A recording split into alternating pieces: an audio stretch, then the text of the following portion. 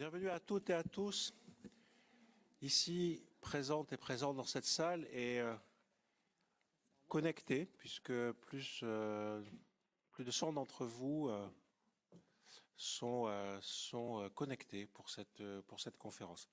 Donc je suis le professeur François Tizot, je suis responsable actuel de l'IMIC.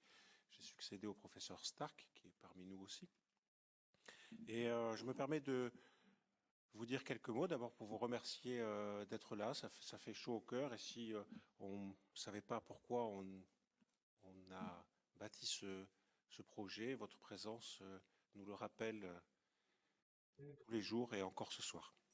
Donc la médecine intégrative, c'est l'association de la médecine conventionnelle, que vous connaissez toutes et tous probablement, et des thérapies complémentaires que grande partie d'entre vous connaît sûrement.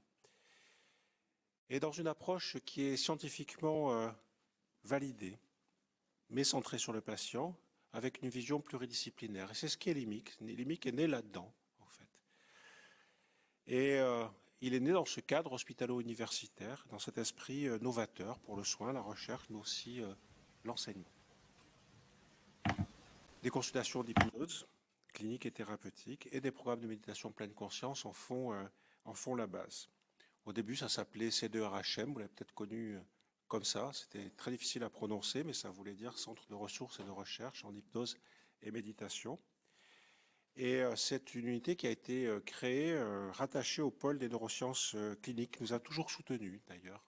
François René était tout à l'heure à l'inauguration et il a toujours soutenu ce projet, ainsi que Michel Baron, également à la direction du pôle des neurosciences.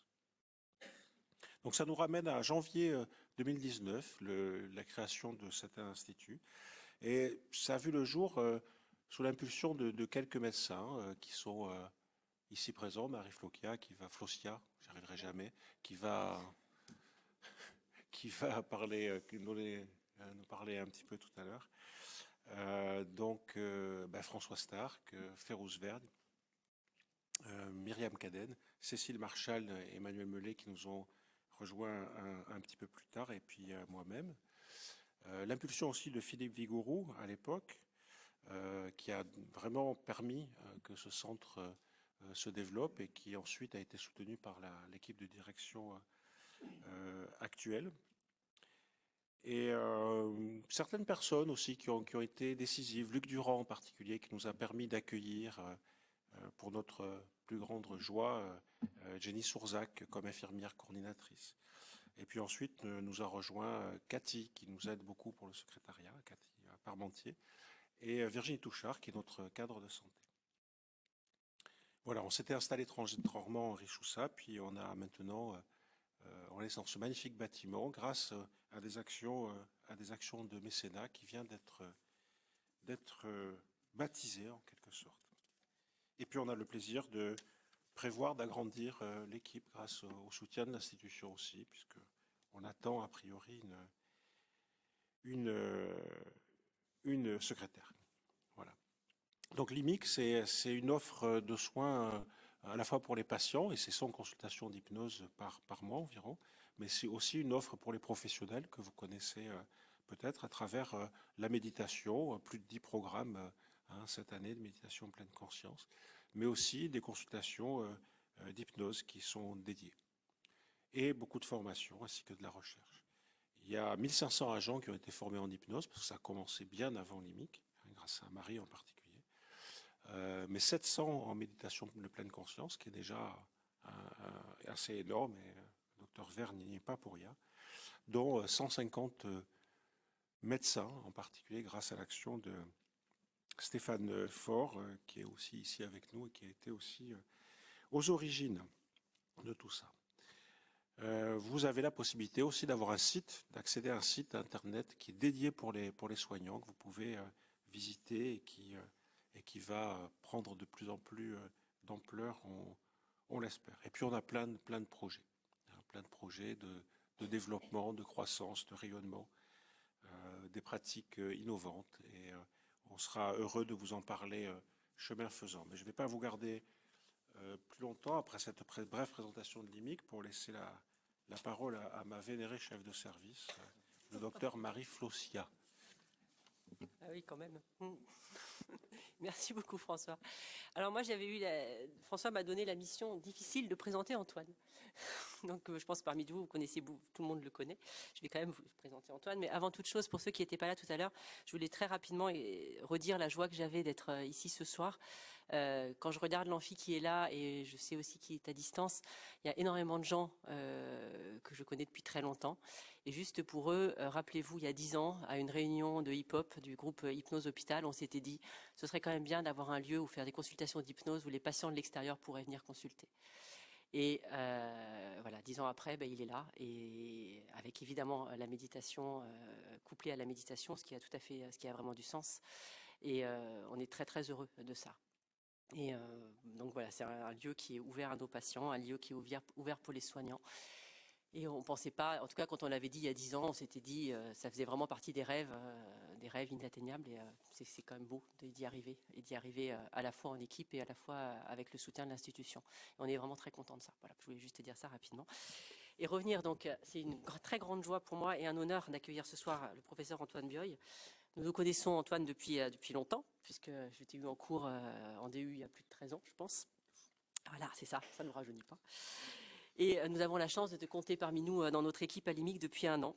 Et au-delà de ton immense professionnalisme que j'apprécie tous les mercredis quand j'ai la chance de les partager avec toi, au-delà de tes vastes connaissances, c'est ta curiosité d'esprit, ton ouverture, ta réflexion et ton amitié qui nous sont si précieux à l'IMIC. Et donc, tu es donc, alors là j'ai noté parce qu'il y a quand même beaucoup de choses et j'ai pas tout mis, professeur des universités à Paris 8 en psychologie, responsable scientifique Hypnosia, conseiller scientifique UNESCO, coordinateur scientifique de l'Agence des médecines complémentaires et alternatives, auteur de très nombreux articles, ouvrages, livres et études, cofondateur de revues et évidemment enseignant, et plus récemment, quelque chose qui me concerne un tout petit peu, coordinateur d'un tout nouveau DU, diplôme universitaire, qui est une source de réflexion infinie pour moi, qui le suit, le diplôme universitaire d'études des trans et des états de conscience modifiés à Paris 8. Ce soir, tu nous fais l'amitié d'accepter de faire cette conférence inaugurale de l'IMIC. Et je te remercie pour cela, pour tout ce que tu apportes à l'IMIC régulièrement et tous les 15 jours maintenant, mais en étant présent aussi à distance, et d'être surtout avec nous dans cette belle aventure. Merci Antoine. Merci beaucoup. Merci beaucoup. Merci pour votre accueil, merci pour ces mots. Je vais changer le diaporama. Hop.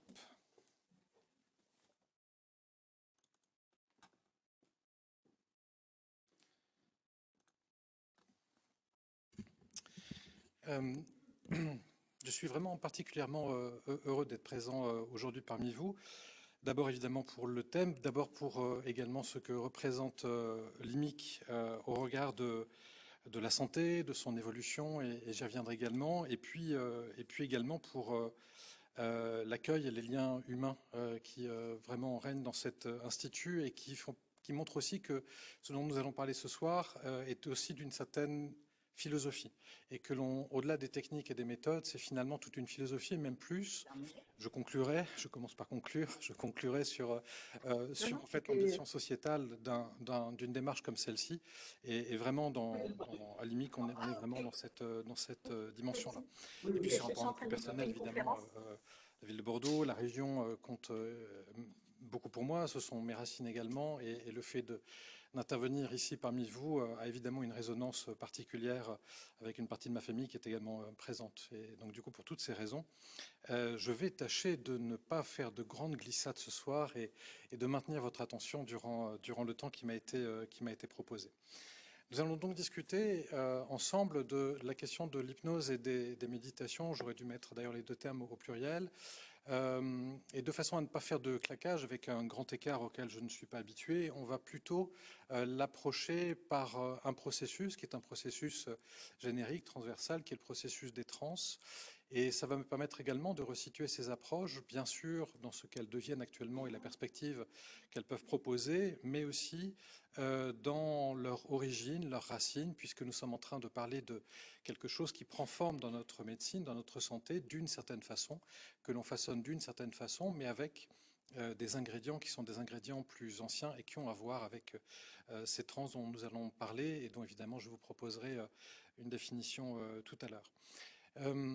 En préambule, j'indique juste que cette conférence est filmée, va être mise sur la chaîne YouTube de l'hôpital, et donc vous aurez accès évidemment à la présentation dans son intégralité et aux diapositives, ce qui permet de, je l'espère en tout cas, d'avoir une attention un peu plus libre durant ce temps-là.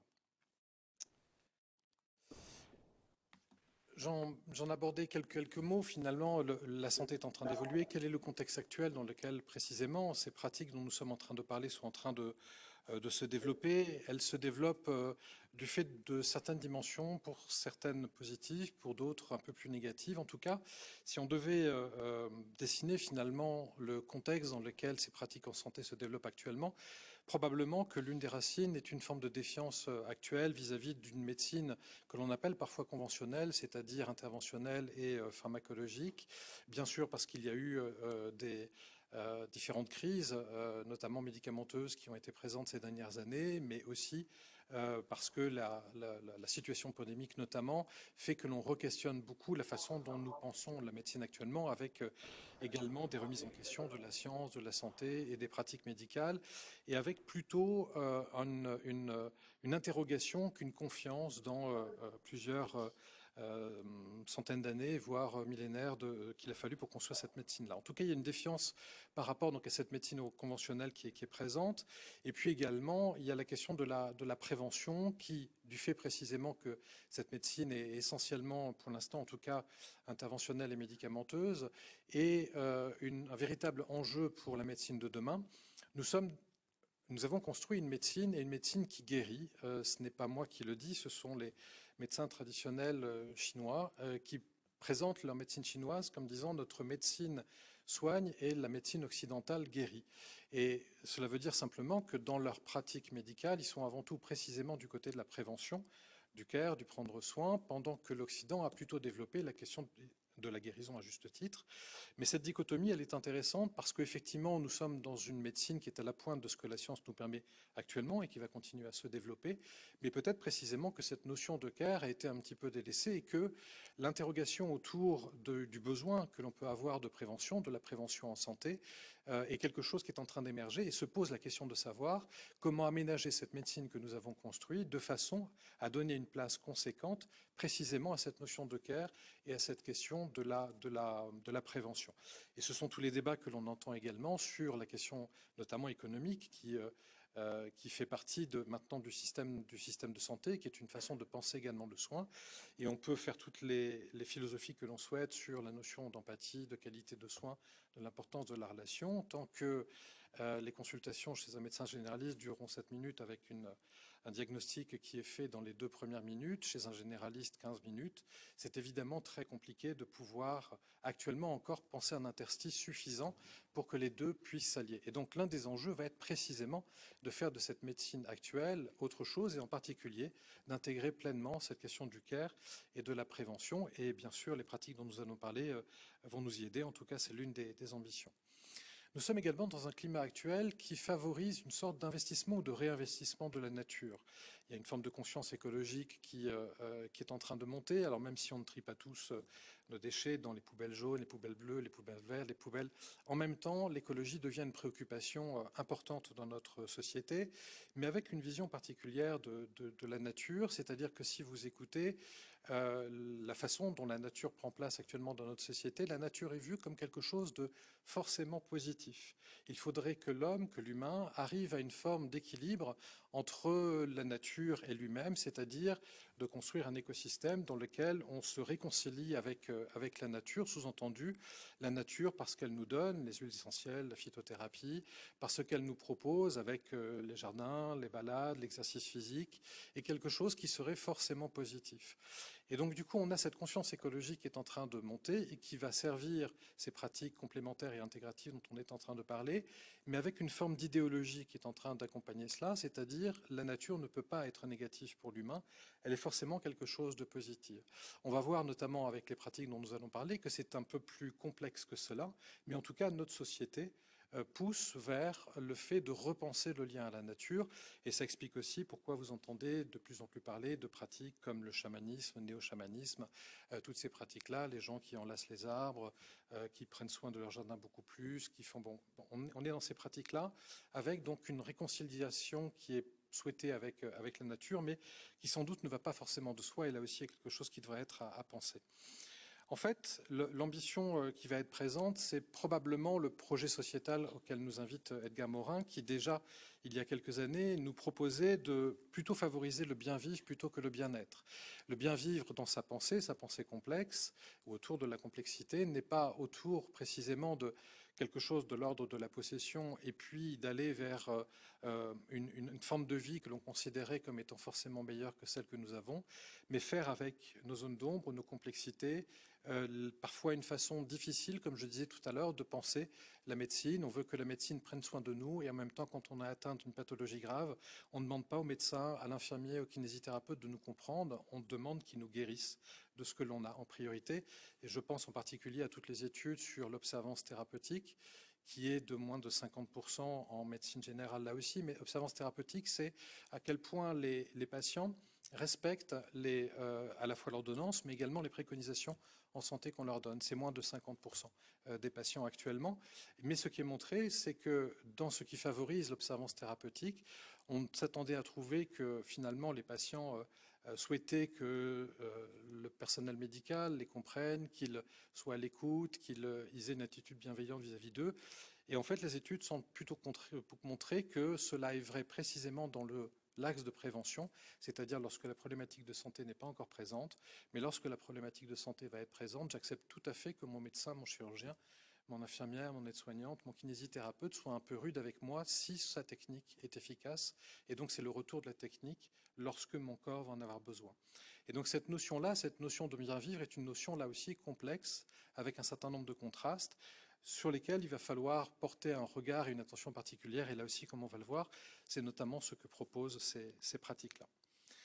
Dans ce que l'on pourrait dessiner donc à la suite de Morin comme étant une forme de politique de civilisation, on pourrait dire finalement, comme je vous l'indiquais sur cette diapositive, que l'ambition actuelle que se pose notre médecine, c'est de réussir notre projet sociétal, faisant le pari d'une santé individuelle, personnalisée, holistique, et qui va intégrer les différents niveaux de lecture de l'humain.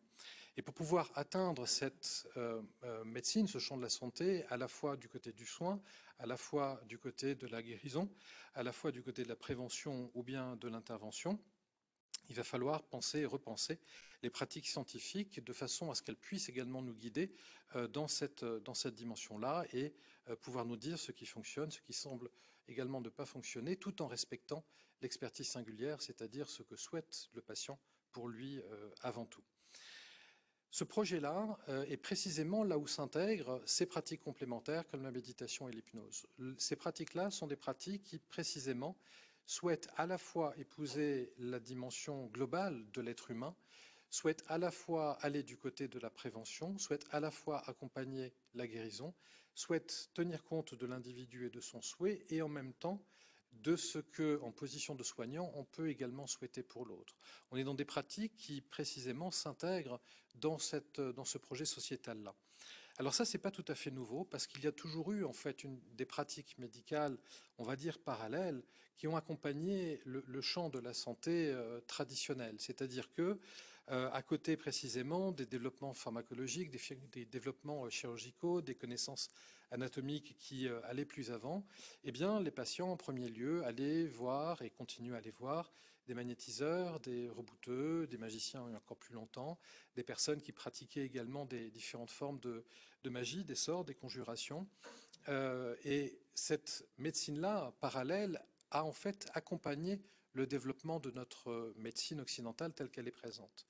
Et l'hypothèse que je fais avec vous, c'est précisément de considérer que la médecine occidentale telle qu'elle s'est construite s'est rendue compte qu'elle ne pouvait plus oublier ce que les patients faisaient à côté, c'est-à-dire leur rappeler qu'il y avait aussi des pratiques plus ancestrales, sans doute pour certaines d'entre elles plus nébuleuses, mais qu'ils souhaitaient que ça fasse partie de la médecine qui prenait soin d'eux depuis la prévention jusqu'à la dimension thérapeutique. Et donc l'hypothèse est de considérer que, notamment l'hypnose, que beaucoup l'hypnose et la méditation, c'est la part que reconnaît actuellement la médecine, que concède la médecine actuelle à toutes ces pratiques qui sont des pratiques ancestrales, anciennes comme on va le voir, qui parfois ne livrent pas tous les secrets de leur application et de la façon dont elles fonctionnent, mais qui malgré tout offrent des effets thérapeutiques qui sont soit du côté du qualitatif ou bien du quantitatif, mais qui justifient, parce que c'est mesurable, que la médecine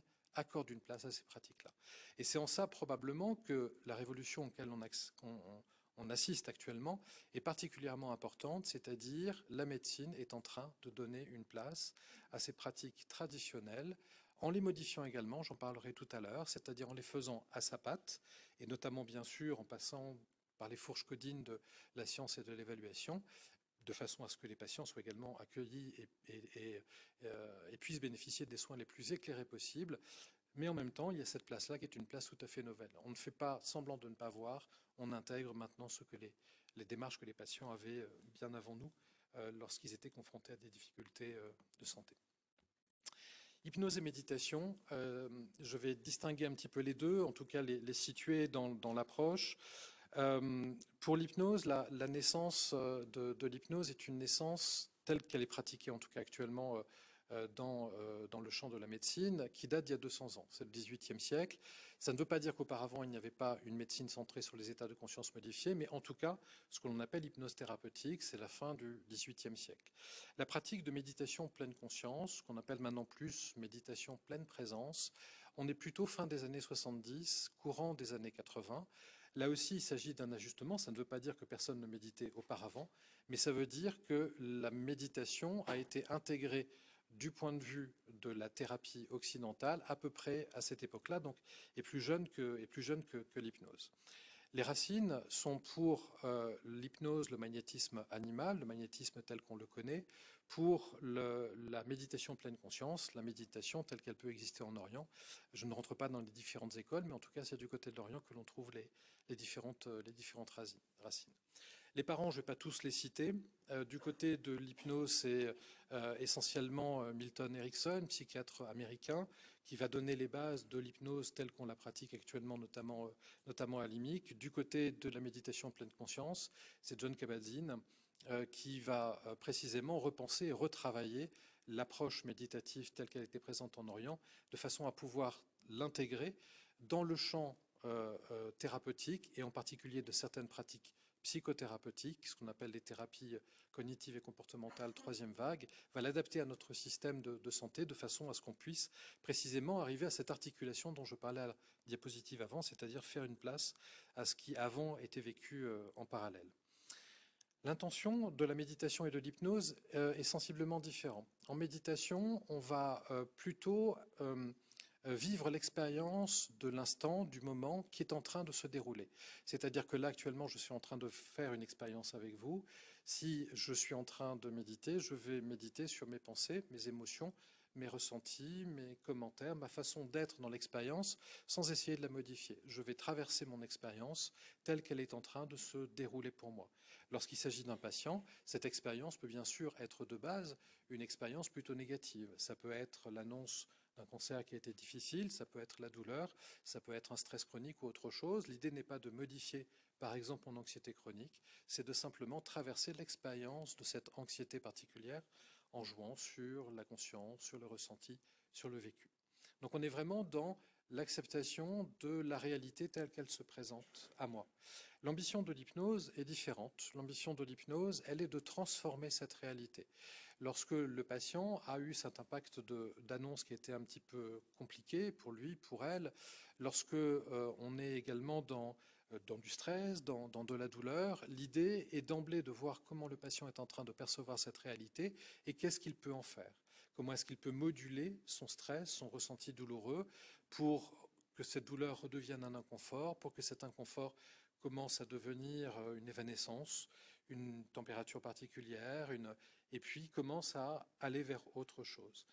Donc la méditation est plutôt du côté de la réalité et de l'expérience telle qu'elle se déroule et quelle est ma place dans cette expérience-là.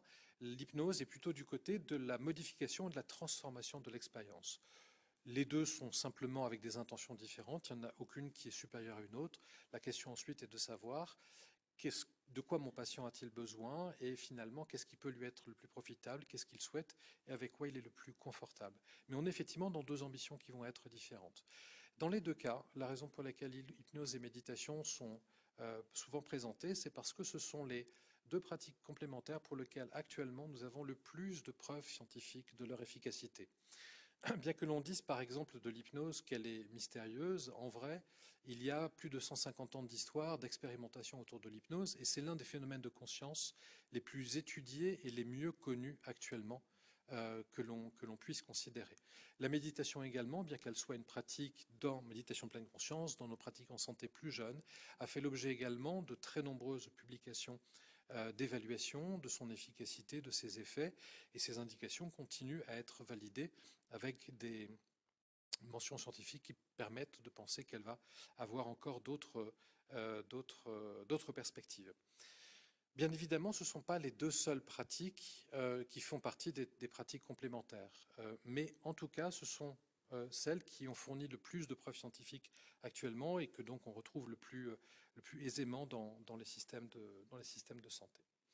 Je vous le disais tout à l'heure, on va aborder en fait ces deux pratiques avec un axe qui va être transversal, qui est la question de la transe. Je ne vais pas rentrer dans le détail de ce qu'est l'état de transe, il n'y a pas vraiment d'intérêt à ce niveau-là. On va juste le présenter, je vais juste vous le présenter comme étant finalement un état de conscience modifié. Là, vous êtes dans un état de conscience particulier. Si quelqu'un claquait une porte, si quelqu'un vous proposait un exercice de méditation, une séance d'hypnose, du coup, votre état de conscience se trouverait modifié par tout d'un coup une attention portée sur la porte qui claque, ou bien sur un téléphone qui est en train de sonner, par exemple, ou bien sur les paroles que sont en train de prononcer une personne de façon à vous accompagner en méditation ou en hypnose. C'est basiquement ça, un état de conscience modifié. On est dans un état de conscience vigile, à peu près vigile actuellement, et puis un événement va faire que l'on va changer notre état de conscience. L'idée étant, évidemment, de le changer au bénéfice de la personne. Et finalement, pour le côté pratique de cette conférence, je vais amalgamer ensemble état de conscience modifié et état de transe, même s'il y a quelques singularités, je ne reviens pas tout à fait là-dessus. En tout cas, juste de signaler que ces états de conscience modifiés, ces états de transe, ne sont pas par nature forcément positifs. Il y a des états de conscience modifiés qui peuvent être négatifs. J'en ai cité tout à l'heure. L'anxiété chronique, lorsqu'une personne est complètement prise dans ses idées obsédantes, dévalorisation, elle est en capacité de moins bien percevoir la réalité telle qu'elle est en train de se passer. Donc elle est dans un état de conscience modifié, et en même temps cet état de conscience modifié n'est pas simple à vivre.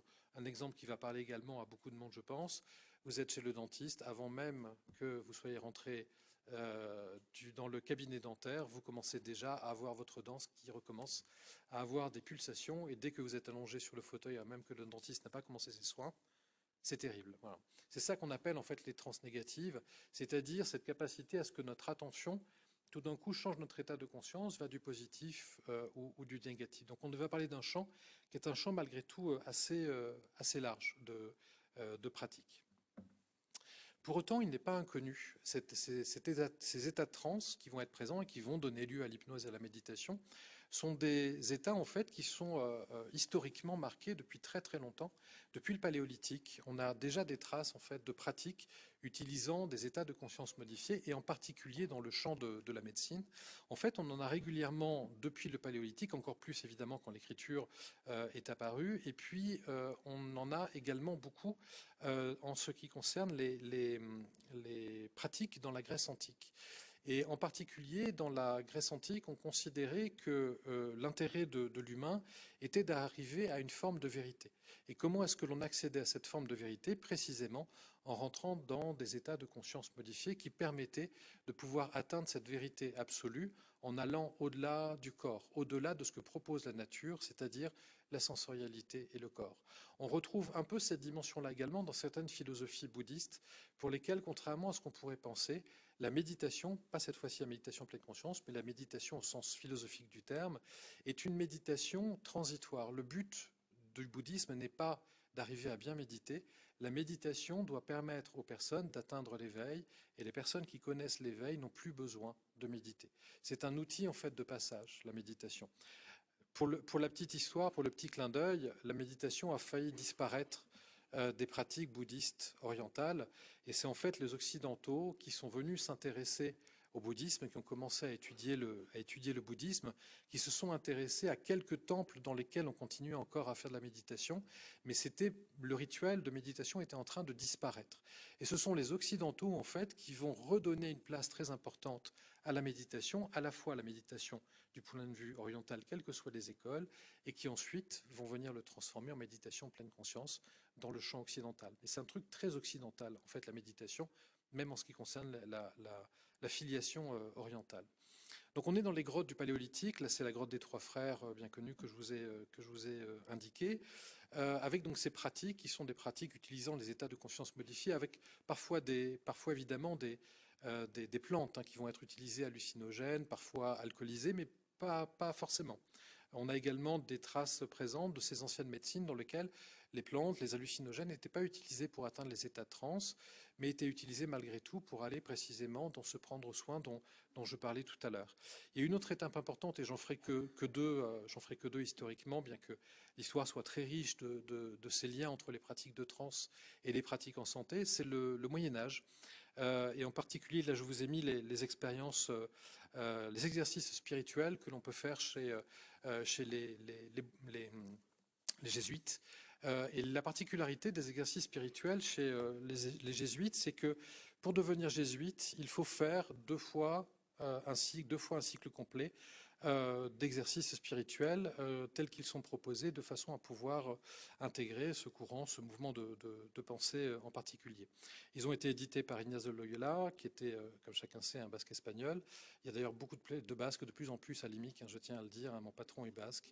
Je suis également, on sent que la diaspora est en train progressivement d'infiltrer le CHU, mais en l'occurrence, voilà, Ignace de Loyola avait effectivement développé ces exercices spirituels qui, si vous souhaitez les lire, ils sont bien sûr en accès libre, sont des états de conscience modifiés. On retrouve ça dans la chrétienté de façon assez importante. Les oraisons également, dont l'oraison funèbre, sont typiquement des pratiques qui permettent également de mettre en place des états de conscience modifiés de façon à se connecter à ce que l'on peut appeler éveil, Dieu, ou peu importe le nom qu'on lui donne, mais en tout cas pour se connecter à autre chose, et on attend quelque chose de cette autre chose. Donc on est dans une perspective historique dans laquelle, dans différentes cultures, à différentes époques, il y a eu une utilisation des états de conscience modifiés pour aller vers le développement humain et pour aller parfois dans le champ de la santé. D'abord, les anthropologues s'y sont intéressés, pas français. En France, on a des difficultés avec ces dimensions-là. Il y a eu un veto qui avait été prononcé par certains anthropologues très connus dans les années 50, 60, 70, qui avaient bien repéré qu'il y avait de la transe, notamment chez les chamans, mais qui avaient déclaré que la transe n'était pas nécessaire pour comprendre notamment les pratiques chamaniques. Donc c'est beaucoup en fait les anthropologues anglo-saxons qui ont développé ce champ-là. Et puis finalement, quand les personnes en question sont décédées, ça se passe souvent comme ça, eh bien leurs étudiants finalement changent leur veste et puis retournent leur veste et puis disent non, en fait c'est important. Et ensuite effectivement l'anthropologie francophone s'est beaucoup intéressée à ces phénomènes-là, puis la psychologie. La psychologie ne va pas simplement être dans une démarche naturaliste comme l'anthropologie, mais va s'intéresser aux différents processus. C'est-à-dire qu'est-ce qui fait précisément qu'un état de transe, qu'un état de conscience modifié, comme l'état méditatif, comme l'état hypnotique, finalement sert à quelque chose chez l'humain. Qu'est-ce que ça vient modifier? Et donc du coup, il y a eu la psychologie qui a commencé à s'intéresser à cette dimension-là, et puis de façon plus récente, et quand je dis plus récente, c'est globalement les 10 dernières années, les neurosciences, notamment avec l'imagerie cérébrale, qui ajoute une dimension supplémentaire, c'est-à-dire ce n'est pas simplement de la psychologie, c'est aussi quelque chose qui modifie le soma, le corps, l'activité cérébrale dans tout ce qu'elle peut avoir de plus neurologique, c'est-à-dire de plus inscrit dans la chair. Et on est actuellement là précisément dans des connaissances scientifiques concernant ces états-là qui à la fois mêlent le culturel, la psychologie et le médical, et en particulier les neurosciences qui viennent éclairer finalement comment les choses semblent fonctionner et quel intérêt, quel bénéfice on peut y trouver. J'ai peut-être l'impression, je vous donne peut-être l'impression de parler de choses qui sont très lointains, le paléolithique, le Moyen Âge. Si j'ai un peu de temps, j'expliquerai pourquoi est-ce que les femmes d'ailleurs ont eu un statut particulier dans l'Église du fait de ces états de conscience modifiés au Moyen Âge, car c'est grâce au phénomène de transe que l'Église malgré tout n'a pas oublié complètement que la gente féminine faisait partie de l'humanité. Mais j'ai l'air de discuter de choses qui vous paraissent très éloignées, certainement. Mais en fait, les états de transe, les états de conscience modifiés, même si vous n'avez pas fait d'hypnose ou de méditation, vous les connaissez déjà. En fait, les états de conscience modifiés font partie du développement humain. Alors là aussi, je ne vais pas vous dresser un portrait complètement exhaustif de cela. J'ai juste balisé quelques repères. Il y a notamment chez le nourrisson ce qu'on appelle l'hypersensibilité du nourrisson. L'hypersensibilité du nourrisson, c'est cette porosité du nourrisson à percevoir les émotions que les adultes autour de lui sont en train de ressentir. Et c'est plus tard ce qui va donner bien sûr l'empathie, l'identification émotionnelle, les neurones miroirs, mais même avant ça, ce que l'on appelle les capacités d'attachement, le fait de considérer que les parents ont une place à part, comment est-ce que j'investis quelqu'un dont je ne reconnais pas le visage, et comment la qualité de l'attachement que j'ai connu quand j'étais nourrisson par rapport à mon environnement va en grande partie formaliser la façon dont je suis maintenant, à l'âge que j'ai, ou même plus tard, avec les autres que moi. Et donc cette hypersensibilité du nourrisson est déjà décrite comme étant un état de transe, c'est-à-dire un moment de connexion important de l'individu avec ce qu'il est, sans que les pensées interviennent, juste là dans un ressenti par rapport à l'environnement. Un peu plus tard, il y a le jeu de l'enfant entre ce qu'on appelle mentalisation et symbolique, c'est l'accès à la fantaisie. C'est le fait que l'enfant, lorsque par exemple on tire les rois et puis qu'on s'arrange évidemment pour que l'enfant ait la fève et donc la couronne sur la tête, et puis s'il y a une fratrie, on essaie d'en mettre plusieurs quand même, d'avoir plusieurs galettes, mais en tout cas quand l'enfant met la couronne sur la tête, il joue pas à être le roi ou la reine, il est le roi, il est la reine. C'est ça qu'on appelle la fantaisie, c'est-à-dire cette capacité à pouvoir précisément jouer de son imaginaire pour que parfois son imaginaire va imprégner notre réalité. Et cette capacité-là, plus tard, va expliquer pourquoi, notamment en hypnose, on peut modifier un ressenti douloureux, on peut modifier un ressenti anxieux par l'imagination et que ça devienne la réalité du patient. C'est acquis en fait dès l'enfance, cette capacité-là. L'adolescent vit énormément d'états de conscience modifiés, et pas simplement parce qu'il découvre l'alcool et éventuellement d'autres substances qui font rigoler, mais aussi parce que dans son développement et notamment le contact avec les autres que lui, avec la connaissance de son corps qui est en train de grandir, la question des émotions, les prises de risques qui vont être présentes, il y a des expériences qui sont faites d'états de conscience modifiés chez les adolescents. On est souvent en train de les critiquer, nous adultes, parce que, et notamment un en particulier, ce sont les tablettes. Vous savez, cette attention en fait qu'ont les adolescents sur la tablette, comme si la tablette devenait une troisième main qu'ils possédaient, à considérer qu'ils sont en train tous de devenir des accros et des toxicomanes de la tablette et de l'écran. En fait, les études sont pas tellement en accord en fait avec ça. C'est plus complexe que ça. Et en particulier, les adolescents s'ennuient derrière leur tablette. Ils s'ennuient derrière leur tablette, et ça c'est une bonne nouvelle parce que quand ils s'ennuient, ils imaginent. Ils ont leur imaginaire qui part vers autrement. Les études montrent aussi que finalement, les ados qui sont sur leur tablette ne sont pas très différents des ados qui étaient avant en train d'attendre leur bus et puis qui faisaient semblant de ne pas se voir, qui regardaient leurs pieds, qui mettaient leur Walkman, j'ai connu les années 80 aussi, leur Walkman, et puis qui écoutaient de la musique se coupant de leur monde. Ce sont les mêmes en fait, simplement la technologie est venue modifier un certain nombre de choses, mais en tout cas dans ces moments-là, il y a un état de conscience modifié qui peut être utilisé à leur avantage. Je fais une petite parenthèse rapide parce que vous avez eu un truc vraiment super qui s'est passé durant la crise de Covid-19, parce qu'il y en a eu quand même des trucs super. Si vous avez eu l'apparition chez les adolescents, et ça a été au niveau mondial, international, d'une pratique que l'on appelle le shifting. Le shifting, ce sont des adolescents qui étaient donc, notamment avec le premier confinement, dans leur chambre, dans leur appartement, dans leur maison, et qui, quasiment de façon réflexe, ont commencé à construire des techniques. Ces techniques, c'était quoi?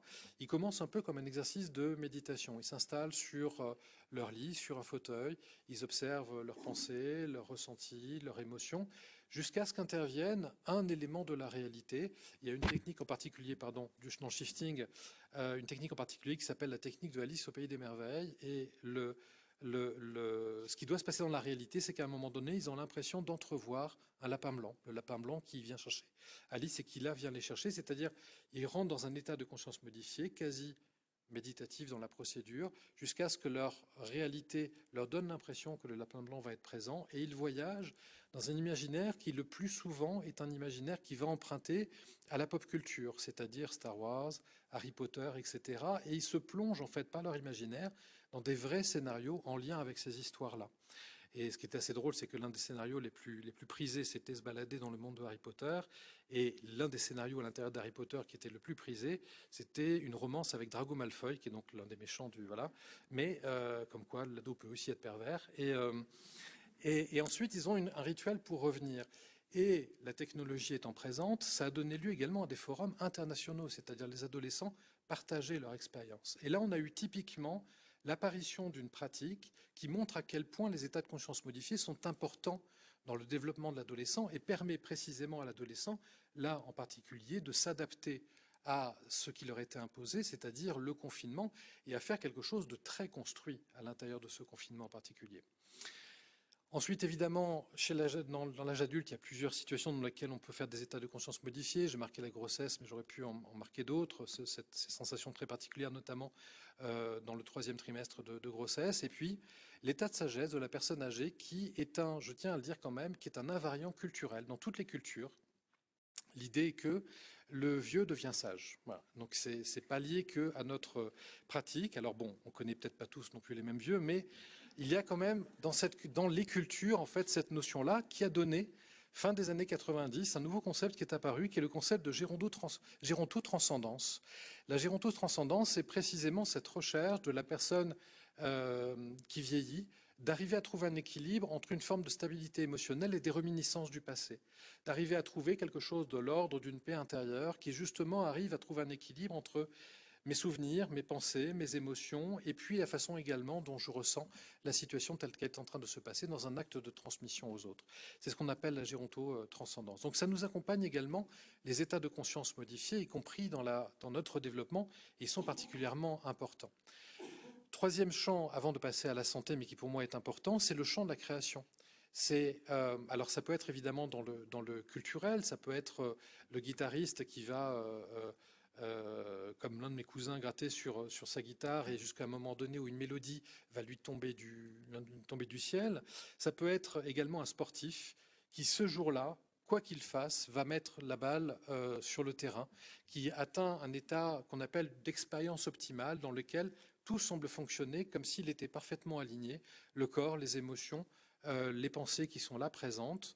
Donc là, dans la création, les études montrent qu'on est dans un état de conscience modifié, c'est-à-dire ce qui permet aux créateurs de créer, ce qui permet aux sportifs de vivre des expériences particulières, ce sont précisément ces états de conscience modifiés. Et je vous ai mis un domaine auquel on ne s'attend pas forcément, c'est une phrase de Henri Poincaré, le grand mathématicien, qui a beaucoup parlé de créativité en lien avec les mathématiques, et son successeur d'ailleurs, que vous connaissez également, qui est Villani, parle aussi beaucoup de la notion de créativité dans les mathématiques. Et Poincaré écrit cela: je me mis alors à étudier des questions d'arithmétique sans grand résultat apparent et sans soupçonner que cela pût avoir le moindre rapport avec mes recherches antérieures. Dégoûté de mon insuccès, j'allais passer quelques jours au bord de la mer et je pensais à toute autre chose. Un jour, en me promenant sur la falaise, l'idée me vint, toujours avec les mêmes caractères de brièveté, de soudaineté et de certitude immédiate, que les transformations arithmétiques des formes quadratiques ternaires indéfinies étaient identiques à celles de la géométrie non euclidienne, ce que n'importe qui aurait pu lui dire. Je ne sais pas pourquoi il a eu cette révélation, mais ce qui est intéressant dans ce descriptif, c'est qu'on a le descriptif d'un état de transe, c'est-à-dire tout d'un coup, entre guillemets, ça nous tombe dessus. Villani raconte aussi très bien combien précisément la résolution de la formule mathématique qui lui a donné la médaille de Fields, en fait, il lui est tombé dessus dans l'escalier alors qu'il était en train de jouer avec ses enfants. C'est à ce moment-là qu'il a eu ce qu'il appelle cette révélation, le fameux Eureka, bon sang, mais c'est bien sûr. Voilà. Il raconte aussi beaucoup, mais ça Poincaré le disait moins, que son maître, donc Poincaré, en fait venait très très tôt travailler le matin, vers 4-5 heures. Il travaillait 2-3 heures, ensuite il partait au bistrot. Et puis, au bistrot, en fait, il se vidait les idées, il prenait, je pense, des cafés, bien sûr, pendant quelques heures également. Il revenait travailler, en fait, dans l'après-midi, et il travaillait à partir de ce qu'il avait, entre guillemets, non pensé pendant la journée. Mais c'était ce moment de vide dont il avait besoin pour que les formules viennent à lui. Donc les états de conscience modifiés, bien qu'on va parler du champ de la santé, ne se cachent pas que en santé. Ils sont également présents chez l'humain en développement, ils sont présents dans notre histoire et dans la façon dont les civilisations se sont construites, et ils viennent également dans le champ de la création artistique ou bien dans le champ des sciences. Cette petite diapositive, pour juste citer Platon, il fait parler Socrate de 4 différentes manies, prophétique, poétique, initiatique et érotique. Érotique étant, chez Platon, l'amour transcendantal, c'est pas l'érotique charnel, mais effectivement, les états de conscience modifiés, sans doute, ont à voir avec chacune de ces dimensions. Le champ de la santé, précisément. Finalement, pourquoi utiliser cette méditation, cette hypnose, ces pratiques-là dans le champ de la santé? Qu'est-ce qu'elles peuvent finalement nous apporter et pourquoi finalement s'y intéresser? En fait, probablement parce que ces pratiques-là, qui précisément nous accompagnent depuis fort longtemps, à des moments dans lesquels la souffrance va être présente, nous font nous rendre compte de la complexité du réel. C'est-à-dire, lorsque je demande à mon médecin de me soigner, de me guérir, en fait, ce n'est pas si simple que ça. Ce n'est pas juste des neurones, de la chair, des muscles, du cartilage qui va devoir réparer. Ce n'est pas simplement des hormones, ce n'est pas un mouvement qui va devoir simplement réapparaître lorsque je vais voir un autre professionnel de santé. Mais précisément, le fait de jouer avec les états de conscience modifiés, de se dire, moi, douloureux chronique, personne avec un trouble du comportement, avec un trouble du sommeil, avec une autre pathologie qui bénéficie de séances d'hypnose ou de méditation, je vais être confronté à cette forme de ressource particulière qui m'appartient en tant qu'individu, qui fait partie de moi depuis que je suis tout petit, qui fait partie de ma culture, de ma civilisation, qui fait partie de ma création lorsque je suis en train d'essayer de faire quelque chose ou simplement de jouer. Et je me rends compte à quel point, même si je peux le savoir intellectuellement, eh bien, je ne suis pas simplement ce corps, cette chair que je demande qu'il soit pris en charge, je suis bien plus que cela. Je vais me ressentir précisément dans cette notion de globalité dont je parlais tout à l'heure. L'intérêt de la méditation et de l'hypnose, elle est aussi du point de vue du corps médical, des praticiens en santé, de ne pas limiter la question de la conscience aux seules fonctions cérébrales. Je parlais tout à l'heure de gérontotranscendance. L'une des dimensions que permettent la méditation, notamment la méditation et l'hypnose, mais il y a d'autres pratiques utilisant les trans que l'on pourrait citer également, est probablement de réinscrire l'individu dans un axe sur lequel a beaucoup écrit notamment Jean-Paul Sartre ou Michel Henry, qui est l'axe immanence-transcendance. C'est-à-dire l'immanence, c'est ce que je suis, ce qui me caractérise en tant qu'être humain. C'est ma façon de vivre, ma façon de penser, c'est ma façon de ressentir la vie, ma façon d'être à la vie. Et finalement, lorsque je suis confronté à la souffrance, j'ai envie de ne pas me perdre dans cette notion-là. Et c'est le sens des paroles des patients lorsqu'ils nous disent « je ne me reconnais plus ». L'axe immanence, en tout cas le pôle d'immanence de cet axe-là a été perdu. Et de l'autre côté, vous avez la transcendance. La transcendance, c'est le lien à autre chose, quelque chose de plus fort que moi. Alors on peut l'appeler comme on le souhaite, on peut l'appeler le vivant, on peut appeler ça Dieu, on peut l'appeler autrement, mais en tout cas de me relier à quelque chose que je sens comme étant plus fort que moi, je ne suis qu'un maillon présent de quelque chose qui me dépasse. Et ces pratiques de méditation et d'hypnose font ressentir à la personne qu'il y a ces deux pôles. C'est à la fois elle qui est en train de ressentir des choses sur le fauteuil dans lequel elle se trouve pour faire la séance, et en même temps, elle ne fait pas que se ressentir. Ce n'est pas simplement ses pensées, ce ne sont pas simplement que ses émotions, ce n'est pas que son ressenti physique, c'est la conscience ouverte vers autre chose, c'est le sentiment d'appartenance à une communauté, à une humanité, même si l'humanité n'est pas présente dans cette pièce. C'est même parfois la perception qu'il y a probablement dans mes motifs de souffrance quelque chose qui me dépasse et auquel je dois me reconnecter de façon à pouvoir redéfinir, me réinscrire dans une autre façon de percevoir ma santé, ma façon de me réparer, ma façon simplement de m'imaginer différent avec ce qui est en train de se passer. Et donc ces pratiques de méditation, ces pratiques d'hypnose sont des pratiques qui, précisément par leur caractère universel et culturel, re-questionne l'individu sur cet axe-là, immanence-transcendance, leur permet de pouvoir se resituer dans cet axe-là, de façon à pouvoir se redéfinir. Il y a une dimension, bien sûr, de corporalité dans ce que je suis en train de dire, qui est particulièrement présent, qui était déjà dite par l'écrivain Adolphe Bioy-Caceres, qui écrivait déjà que l'imagination n'arrivera jamais à faire mieux que la réalité. C'est-à-dire que si je reste simplement dans l'imagination, je ne peux que me perdre dans des fantasmes et dans des utopies. Par contre, la réalité peut se nourrir de l'imagination, et cette réalité, quand je la touche du doigt, c'est-à-dire lorsque je ressens sensoriellement, corporellement, que je suis en train de devenir quelqu'un de différent, alors cette réalité m'incarne complètement et je suis en capacité de pouvoir réellement prendre une autre position par rapport à ma santé. Ce sont des notions qui sont compliquées. Je n'ai pas trouvé mieux, depuis des années que je cherche, je n'ai pas trouvé mieux que de faire appel à Rimbaud pour pouvoir décrire ce que je suis en train de vous dire.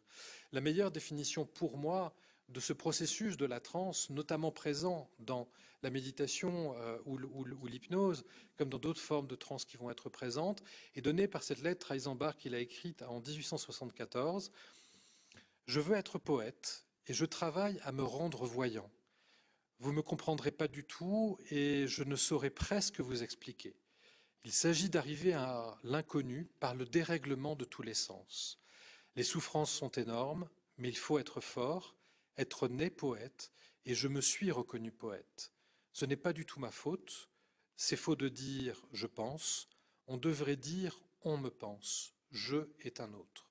Et pour moi, cet extrait-là de lettre à Heisenberg est la forme la plus pure de description de la transe, c'est-à-dire cette dimension de réinvention que propose notamment la poésie, la réinvention du réel. Quand on lit un poème, si le poème est bien écrit, on n'y comprend rien. C'est-à-dire si on essaie de comprendre un poème, c'est qu'on passe à côté du poème. La poésie est évocative, elle est métaphorique. Et donc il faut effectivement, on est effectivement dans un champ dans lequel la création va être requise. La création, nous dit Rimbaud, doit être requise au travers des sens. Je dois me perdre dans mes sens. L'état de conscience modifié doit me perdre dans ce que je suis en train de vivre. Et à ce prix-là, à cette force-là, les souffrances qui sont les miennes vont pouvoir être transcendées à tel point que, précisément, transcendées au sens premier du terme, je est un autre, c'est-à-dire je me reconnecte à quelque chose de plus fort que moi, mais quelque chose qui me reconnecte aussi à mon immanence. C'est je qui me met en dialogue et qui me met au diapason avec un autre. Immanence, transcendance. Et cette immanence, transcendance au travers de la sensorialité est précisément l'ambition de l'ensemble des pratiques qui font appel aux états de transe, dont cette méditation et cette hypnose. Et j'espère vraiment, en vous disant ça, vous inciter à venir à l'IMIC absolument pour voir quelle forme cela peut prendre. Je vous le disais en introduction, et je vais boucler un peu mon propos sur ces dimensions-là, les états de conscience modifiés, je le disais tout à l'heure, sont des états de conscience modifiés qui sont culturellement inscrits.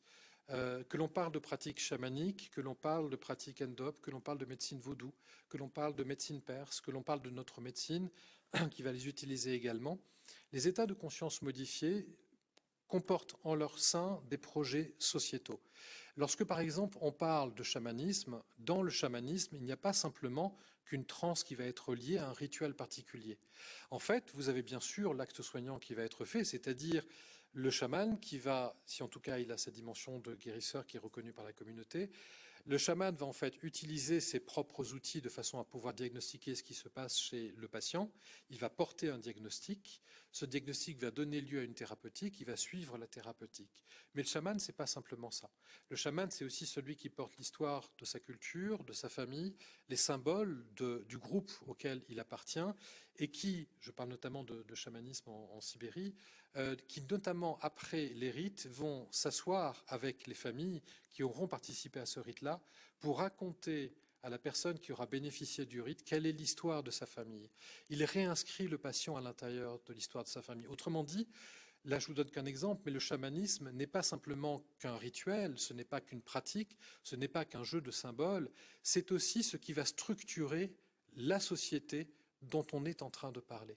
Et l'ensemble des trans porte un projet politique en elle. C'est pour ça que j'ai commencé en vous disant tout à l'heure, le contexte dans lequel on parle actuellement de méditation et d'hypnose n'est pas anodin.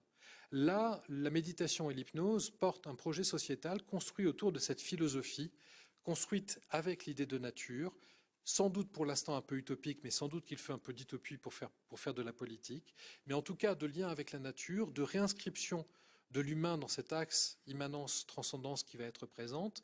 Et ce n'est pas simplement, notamment avec la création de l'IMIC, ce n'est pas simplement la proposition d'une structure et d'une pratique qui est faite, qui est proposée aux patients, c'est le fait, comme je le disais en introduction, la volonté de pouvoir repenser la médecine autrement, parce que la société demande à être repensée autrement. Et que cette question de la méditation et de l'hypnose, et notamment les états de conscience modifiés, qui sont de plus en plus présentes dans nos sociétés. Même dans le champ des psychothérapies, maintenant on parle de ce que l'on appelle les psychothérapies augmentées, l'utilisation de vieilles molécules comme le LSD, comme en tout cas des molécules qui créent des hallucinations chez les patients. Et on est en train d'organiser des modalités de prise en charge psychothérapeutique, notamment dans le champ du psychotrauma et de la dépression sévère, avec des hallucinogènes. Les hallucinogènes provoquent des états de transe modifiés. La kétamine dans la douleur chronique, bien sûr qu'il y a un usage somatothérapeutique, mais combien de patients nous parlent aussi de ce que la kétamine leur permet aussi du point de vue du ressenti si particulier de réinscrire en eux. On est effectivement dans ce champ-là, la réalité virtuelle également. Ce n'est pas rien que la réalité virtuelle soit en train de pousser très fort, et notamment les adolescents dont je parlais tout à l'heure, qui vont être les patients de demain quand ils vont devenir adultes puis grands adultes. Bien sûr qu'il faudra intégrer les pratiques de réalité virtuelle dans nos pratiques actuelles en santé. On ne va pas, c'est comme si là actuellement vous proposiez aux patients dans les services de soins de s'amuser avec des osselets. Ça pourrait être drôle, mais les osselets c'est déjà trop ancien pour intéresser un certain nombre de patients. La réalité virtuelle est aussi une proposition d'état de conscience modifié. C'est se projeter dans un imaginaire, et si vous avez déjà mis un casque de réalité virtuelle sur vos yeux, vous avez vu aussi que si je suis au bord d'un précipice, bien que je sache que je suis dans mon salon, je vais avoir l'impression que je tombe. C'est-à-dire que c'est une imagination qui est aussi une réalité. Et le développement de la réalité virtuelle, notamment dans le champ de la santé, est aussi également une pratique qui intègre de plus en plus les états de conscience modifiés au bénéfice des patients. Sans doute là aussi, et c'est mon hypothèse, que ce que l'on est en train de réintroduire avec la méditation et l'hypnose dans les pratiques, dont à l'IMIC, c'est la question de la spiritualité. La question de la spiritualité, c'est finalement poser la question aux patients, qu'est-ce que vous considérez comme étant votre sacré? Qu'est-ce que vous craignez en même temps que vous adorez? Quelles sont les valeurs qui sont importantes pour vous? Qu'est-ce qui vous transcende? Qu'est-ce qui vous définit en tant qu'individu? C'est ça, cette notion de spiritualité. Vous n'êtes pas qu'un psychisme, psychologie, je vais aller bien sûr un peu vite là-dessus, vous n'êtes pas qu'un soma, la médecine classique, vous êtes aussi tout ce champ de l'âme qui est en fait, la notion d'âme est une notion scientifique à la base. Les religieux nous l'ont piqué, mais Laurence Bossi, qui est une neuroscientifique italienne, explique ça très bien dans l'un de ses livres. La notion d'âme est avant tout une notion scientifique, c'est-à-dire ce qui anime l'individu, ce qui précisément est porteur de cette immanence et transcendance que l'on a voulu ou que l'on a oublié, en tout cas dans une forme de médecine particulière, et qui est en train de revenir par ces pratiques pour redéfinir les contours d'une nouvelle façon de prendre en charge les patients. Et sans doute que, même si on en a beaucoup parlé, ce dont il faudrait parler actuellement, ce n'est plus simplement du psyché-soma, de la psychosomatique, c'est de l'axe psyché-soma-spiritualité qui serait notre trinité à nous. Je termine par une petite diapositive que j'ai trouvée hier et que j'ai trouvée très juste. Je me suis dit, tiens, je vais la mettre. À mon avis, l'enchaînement d'emmerdements que nous traversons doit être orchestré par le lobby de la pleine conscience pour nous obliger à vivre l'instant présent. Alors, j'espère que la philosophie ne va pas simplement être celle-ci, mais en tout cas, on ne va pas forcément y voir un lobby, mais en tout cas, il y a effectivement un projet sociétal qui est derrière. Il y a une philosophie. La philosophie, c'est nous qui la faisons. C'est-à-dire que c'est à nous aussi de forger ce que l'on souhaite en tant que patient, en plus que d'être des êtres humains, de notre médecine et de notre santé pour demain. Mais c'est nous qui la faisons, elle ne nous est pas imposée.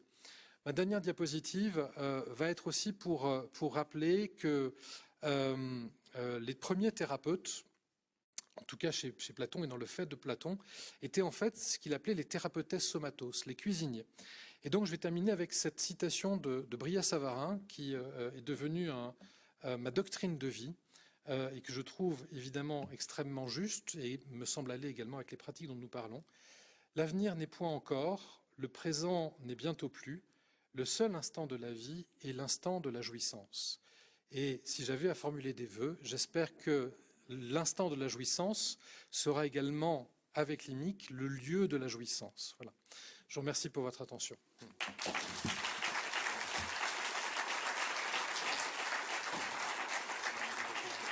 Oui, bien sûr, bien sûr.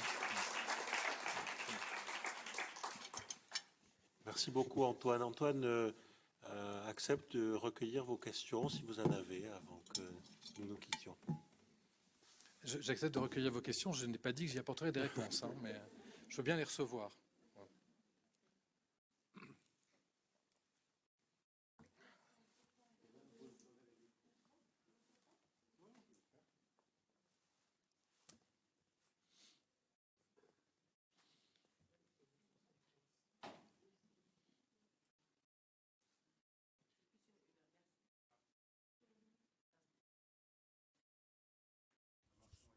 Ah, c'est bon, si, c'est bon, c'est bon. C'est plus une réflexion. Merci beaucoup, Antoine. C'est toujours très éclairant de t'écouter. Moi, c'est plus une réflexion sur quelque chose que du coup je découvre cette année. Alors, ça peut paraître surprenant parce que l'hypnose, ça fait un certain temps que je le pratique, et la méditation un peu moins, mais aussi. Et en fait, dans tout ce que tu dis là, on se rend bien compte qu'on est un peu face à, pour faire une métaphore, face à une forêt immense. Qu'on a ouvert quelques petites prairies par-ci par-là avec l'hypnose et la méditation, mais qu'il y a encore plein de champs, effectivement, d'états de conscience modifiés qu'on ne connaît pas ou mal, enfin qu'on voit se développer, mais qu'on ne sait pas très bien étudier, en tout cas, et on ne sait pas très bien quoi en faire d'un point de vue thérapeutique, parce que c'est un peu ça l'hypothèse derrière, c'est vers où on va aller au niveau thérapeutique avec ça. Qu'importe la spiritualité qu'on met derrière, c'est pas ça la question. La question, c'est effectivement que ça existe et qu'est-ce qu'on fait avec ça. Et j'avais été très surprise quand j'avais entendu, je ne sais plus quel intervenant avait dit ça là au début, mais qu'il existait à peu près 70 états de conscience modifiés référencés, que l'hypnose en était un, que l'hypnose profonde semblait en être un de particulier, encore un peu différent de l'hypnose elle-même, que la méditation de pleine conscience en était un, et puis après, il y en a encore plein d'autres. Et voilà, c'était juste pour ouvrir un peu cette discussion-là, et c'est cette ouverture où je me dis, oula, et c'est vraiment cette impression-là d'être face à une forêt immense, quoi, de se dire, et qu'est-ce qu'on va faire de tout ça? Comment est-ce qu'on va avancer là-dedans? La question, merci pour ta remarque, la question, elle est absolument fondamentale pour moi, parce que la question, elle est, est-ce qu'on va retomber dans nos vieux réflexes? Notre médecine a fait ses preuves. Enfin, il n'y a pas, à aucun moment on ne peut rougir de la médecine telle qu'on l'a construite. Évidemment qu'elle a des inconvénients tellement elle a d'avantages. Donc évidemment qu'il y a des choses qui sont à améliorer. Qu'est-ce qui n'est pas amélioré? Mais on a une médecine qui fonctionne extrêmement bien. Mais ça veut dire aussi que pour fonctionner, elle a dû encore une fois, dans notre médecine, celle qui guérit, si je reprends ce que nos collègues de médecine chinoise nous disent, celle qui guérit, elle a dû en fait faire des protocoles, elle a dû construire des vidales, elle a dû construire, c'est-à-dire qu'elle a dû se normer. Lorsque vous avez un décès en réanimation médicale, chirurgicale, dans un autre service, on regarde où a été l'erreur. Est-ce qu'il y a eu une erreur humaine? Où est-ce qu'elle a été? Comment est-ce qu'on peut améliorer le processus de façon à ce que ça ne se reproduise plus? C'est-à-dire que le vieux réflexe que l'on a, j'en cite un autre un peu plus provocateur peut-être, mais par rapport à la question de la fin de vie, moi je suis vraiment très en difficulté par rapport à cette question de l'euthanasie. Non pas que je me prononce pour ou contre l'euthanasie, mais le fait que l'on légalise la question de l'euthanasie, c'est-à-dire qu'on en fasse un processus décisionnel qui échappe à la conscience humaine, me terrifie complètement. Et donc du coup, c'est-à-dire qu'on retire aux humains la possibilité de penser ce qui est en train de se passer. Ce qui veut dire aussi peut-être se tromper. Et c'est là justement, je ne vais pas aller trop loin par rapport à ça, mais c'est tout notre problème que dénonçait déjà Edgar Morin avec la question de l'incertitude. C'est-à-dire si effectivement j'accorde à quelqu'un la possibilité de pouvoir penser ce qu'il est en train de faire, se positionner, faire ses choix les plus éclairés possibles, je dois aussi admettre que le contexte, c'est que parfois il peut se tromper. Et que le fait de se tromper n'est pas forcément une faute. Mais malgré tout, notre société et notre médecine au sens large, essaye plutôt de museler ça, museler l'incertitude, faire des protocoles pour que la faute existe le moins possible, jusqu'à, pardon de donner l'impression de faire des digressions, mais ça n'en est pas, jusqu'à cette horrible tableau clinique qui est la question du burn-out, que souvent on confond avec l'épuisement professionnel, alors qu'on peut être épuisé sans être en burn-out et inversement. Pourquoi je dis que c'est un horrible truc? Parce que de la question de l'humain prise dans le travail et la difficulté du travail, on a fait une pathologie psychiatrique qui a comme unique conséquence, lorsque quelqu'un est frappé de burn-out, qu'on écarte la brebis galeuse du troupeau pour pouvoir continuer à fonctionner entre nous et être le plus performant possible. C'est en ça que c'est horrible, la notion de burn-out. Je ne parle pas du bien fondé du soin à la personne qui, bien sûr, va mal. Je ne suis pas en train de dénier le tableau clinique. Je parle de ce qu'il y a derrière le diagnostic. Voilà. Et on est très habitué à ça, en fait, dans notre société et en particulier dans notre médecine. Pas que notre médecine, notre société, mais en particulier dans la médecine. Et donc, dans ce que tu es en train de dire, moi vraiment, la question, elle est fondamentale. C'est-à-dire, par rapport à la méditation, par rapport à l'hypnose, est-ce qu'on va aller vers nos vieux réflexes qui est précisément d'essayer de museler ce que j'essayais de défendre là, c'est-à-dire une psychologie, une philosophie, une humanité de ces pratiques? Est-ce qu'on va essayer de les museler pour pouvoir les contrôler? C'est-à-dire, on va demander absolument la notion de preuve sur l'ensemble des indications, on va mesurer les indications. Est-ce que l'on va également faire le maximum de protocoles possibles en fonction des personnes, en fonction des âges qui vont être là? Et puis on va multiplier les acronymes de telle et telle et telle technique. Est-ce que l'on va rentrer dans ce schéma-là de standardisation? Ou est-ce que finalement on va aller jusqu'au bout de notre projet sociétal, qui est de dire, de reconnaître qu'il y a cette forme de santé qui a toujours existé, que notre médecine, et c'est une très belle ambition, a décidé de lui donner une place, comme actuellement l'IMIC a une place visible. J'entendais tout à l'heure notre directeur général, Yann Bubien, dire effectivement c'est un pavillon en entier au centre d'un campus hospitalier. Il a raison, ce n'est pas rien que ce soit un pavillon en entier dans un hôpital comme celui-ci. Est-ce qu'on va aller au bout de cette philosophie et à ce moment-là, effectivement, de vraiment amener cette humanité avec ce qu'elle peut avoir de plus incertaine, de plus vulnérable et de plus fragile au cœur de nos pratiques et d'arrêter avec cette notion de faute. Et pour moi, l'enjeu, il est là. C'est-à-dire l'ambition est très belle, la philosophie est très belle, elle est congruente avec la façon dont notre société est en train d'évoluer et donner une place à ces principes. Maintenant, est-ce qu'on va être rattrapé par nos vieux démons ou est-ce qu'effectivement l'ouverture va pouvoir continuer à se faire? Et c'est là où précisément, je fais le lien avec ce que je disais avec notamment le débat sur l'euthanasie, il ne faut pas que ce débat nous échappe. À nous, protagonistes, c'est-à-dire patients, praticiens en santé et même simplement citoyens. C'est le fait de pouvoir dire ce que nous souhaitons est absolument fondamental, de ne pas se laisser faire. Voilà. Et si on ne se laisse pas faire, c'est-à-dire si on dit simplement ce que l'on considère comme étant acceptable pour soi et pour la société que l'on souhaite vivre demain, alors effectivement, parce que, encore une fois, notre médecine a commencé sa mutation, notre société est en train de reconnaître et de donner une place à des choses qui étaient présentes, mais mises sous le paillasson jusqu'à présent, alors effectivement, on peut penser qu'avec ce petit coup de poussoir qui était là au début, plus les volontés humaines, il n'y a pas de raison que ça nous échappe. Mais le risque existe, parce qu'on a plein d'antécédents quand même, de choses que l'on a muselées avant. Maintenant, allons-nous apprendre de nos erreurs?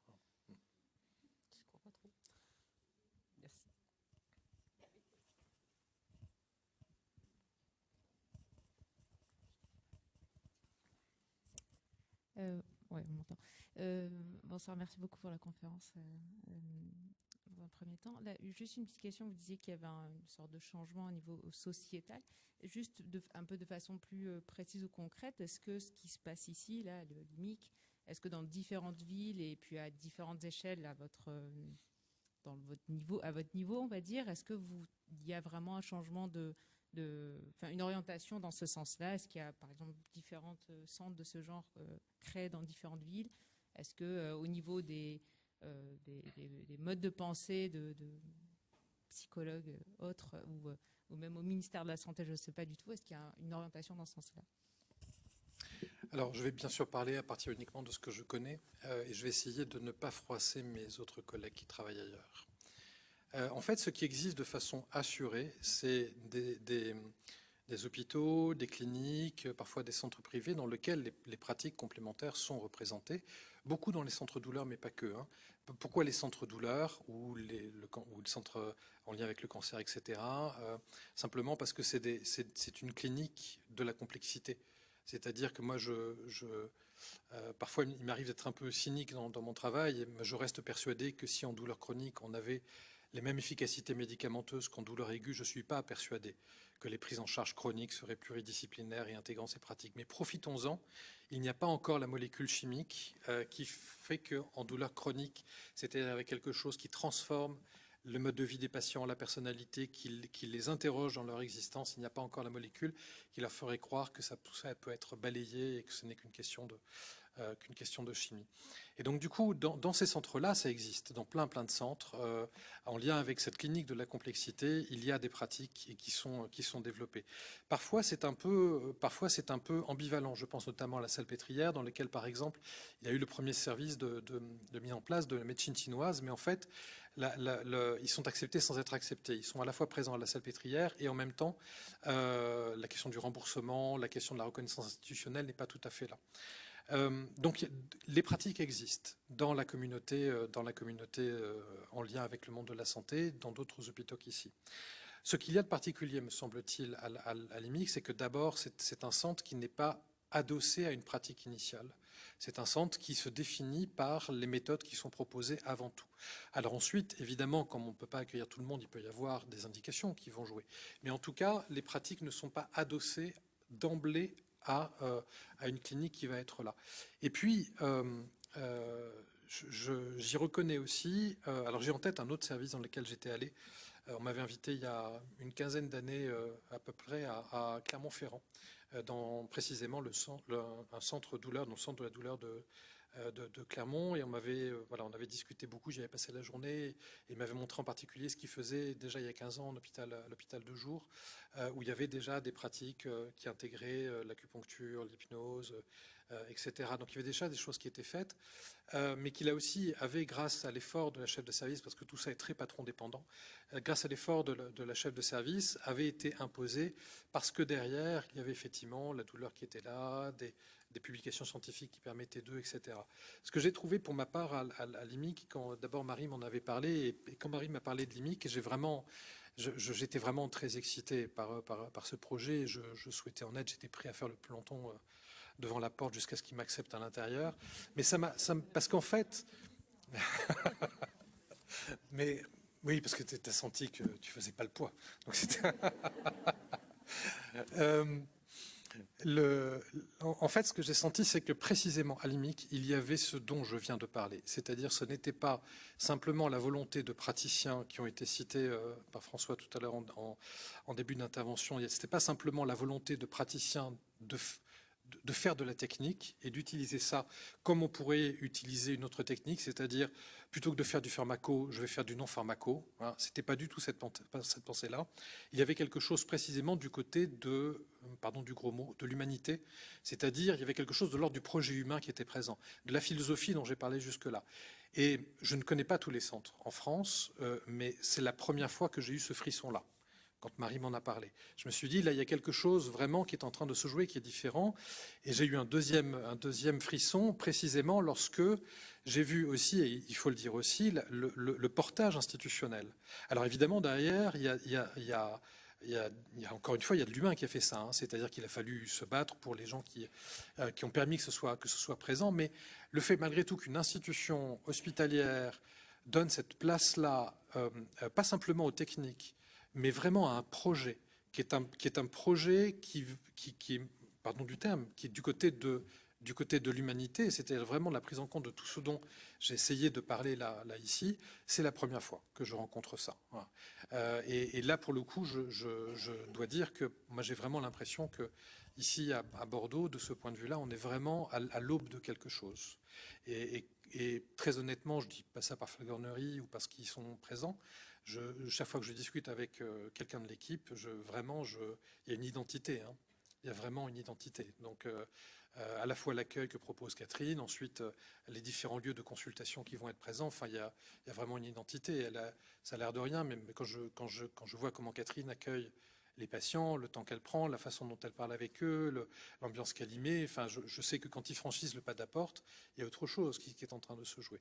Et là, pour le coup, c'est vraiment quelque chose qui, pour moi en tout cas, je n'ai pas la prétention de connaître tous les centres, mais pour moi en tout cas, est vraiment quelque chose de particulier et d'inédit. Donc, et d'ailleurs, je dois dire que parmi les personnes qui se sont connectées tout à l'heure, il y a des patients de l'IMIC. Je crois que c'est à peu près la première fois dans les conférences que je peux donner à droite et à gauche, que j'ai des patients qui se connectent pour venir écouter, non pas moi, mais qui viennent écouter quelque chose auquel ils participent. Voilà, je vois ça aussi comme étant l'indice de quelque chose. Voilà, donc je veux pas vraiment, enfin, je veux pas froisser les personnes qui travailleraient ailleurs et qui font de l'hypnose, de la méditation, d'autres pratiques, de l'aroma. Vraiment, je veux pas les froisser. Je parle vraiment d'une ambiance et de quelque chose de l'ordre de la liberté. Alors, je sais qu'il y a des contraintes, je sais qu'il faut se battre tout le temps, mais il y a quelque chose de très libre dans la façon d'emmener ces philosophies qui est vraiment très, très particulier à l'IMIC et dans ce pavillon en particulier. Et je suis d'accord avec le directeur général, c'est pas anodin qu'il y ait un pavillon avec une magnifique vue d'ailleurs qui accueille comme ça en plein milieu d'un hôpital qui soit dévolu à ça, quoi. C'est quand même pas banal. Merci beaucoup. On est bien chanceux alors.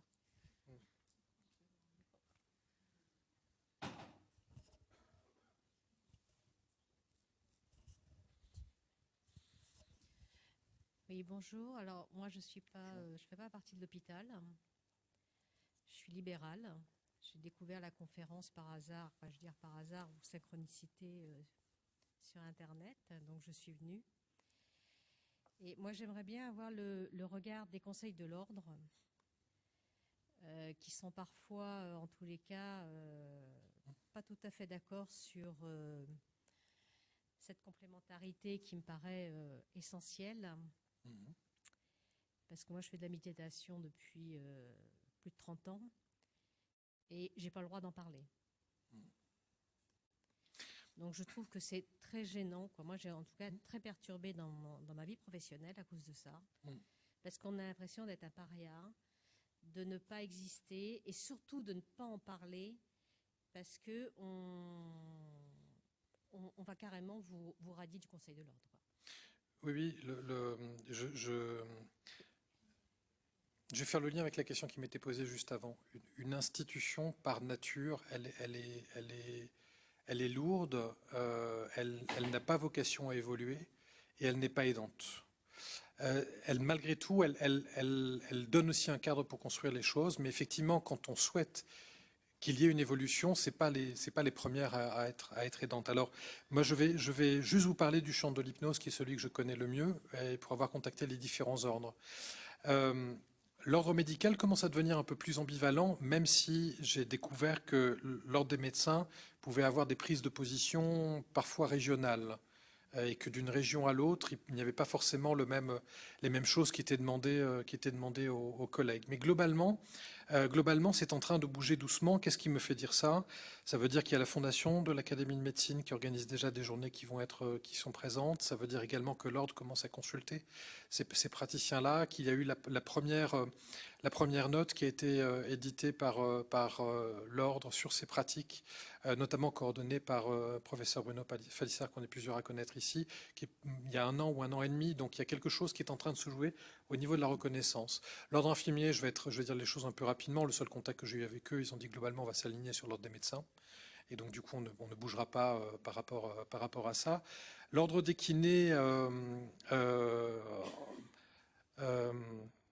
était également assez ambivalent, c'est-à-dire que en fait là aussi ils veulent s'assurer quand même que les médecins vont pas être trop loin pour les pratiques, et que donc du coup le kiné peut pas être complètement autonome par rapport à ce qu'il propose, mais en même temps c'est probablement ceux qui ont eu le champ le moins restrictif, avec l'ordre qui a le mieux répondu, en tout cas de ceux que j'ai contactés, à ces pratiques-là, qui est l'ordre des sages-femmes.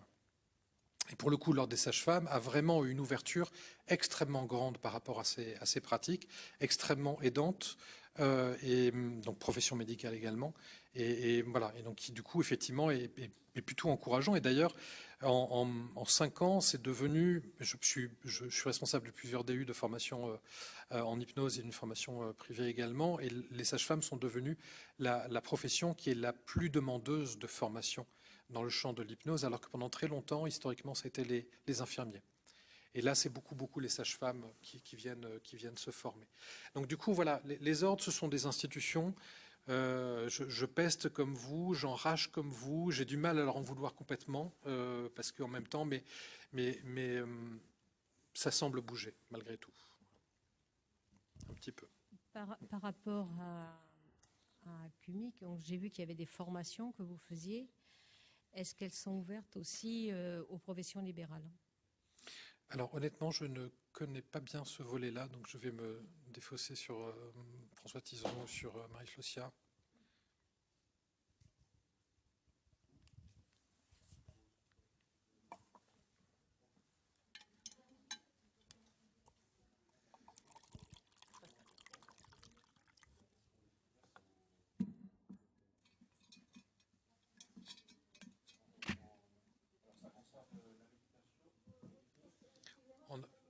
Le micro n'est pas ouvert par contre. Là?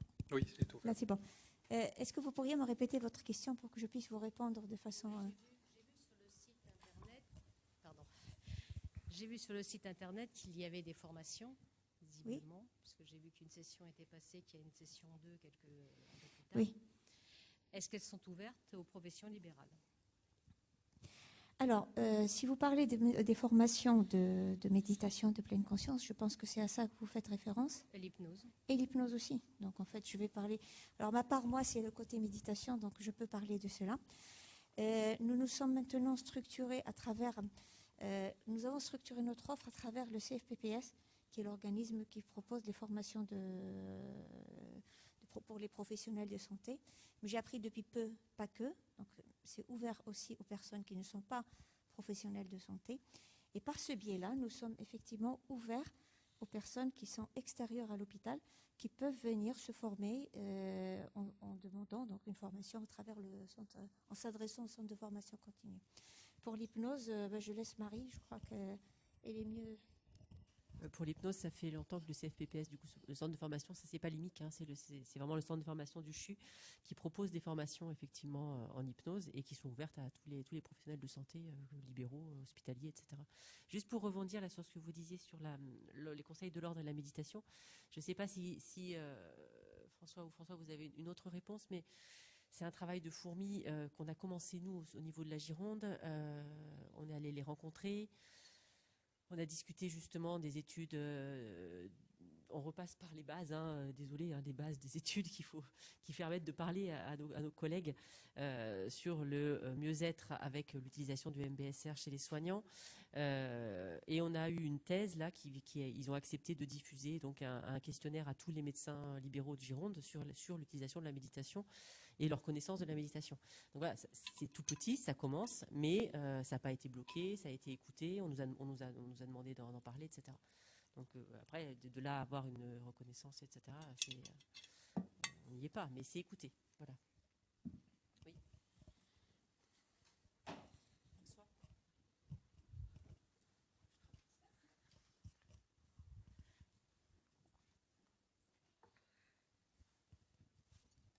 Alors je m'excuse si vous avez déjà répondu à cette question avant, je suis arrivée tard. Alors je suis une patiente touchée d'endométriose et je pratique la transcognitive. Et je voulais savoir si la transcognitive arrivait à l'IMIC, si elle était déjà là ou si c'était prévu. Elle est probablement en chemin. La transcognitive auto-induite est une forme de trans qui a été proposée, pas construite, c'est très vilain, qui a été proposée par Corinne Sombrin. En fait, Corinne est une ethnomusicienne qui, au décours en fait d'un reportage qu'elle avait fait en Mongolie dans une peuplade particulière, a été initiée en fait à des pratiques chamaniques. Vous avez eu un film qui a été fait sur sa vie qui s'appelle Un monde plus grand. C'était Cécile de France qui faisait son rôle quand même. Quand on a Cécile de France qui joue son rôle, c'est qu'on a réussi sa vie.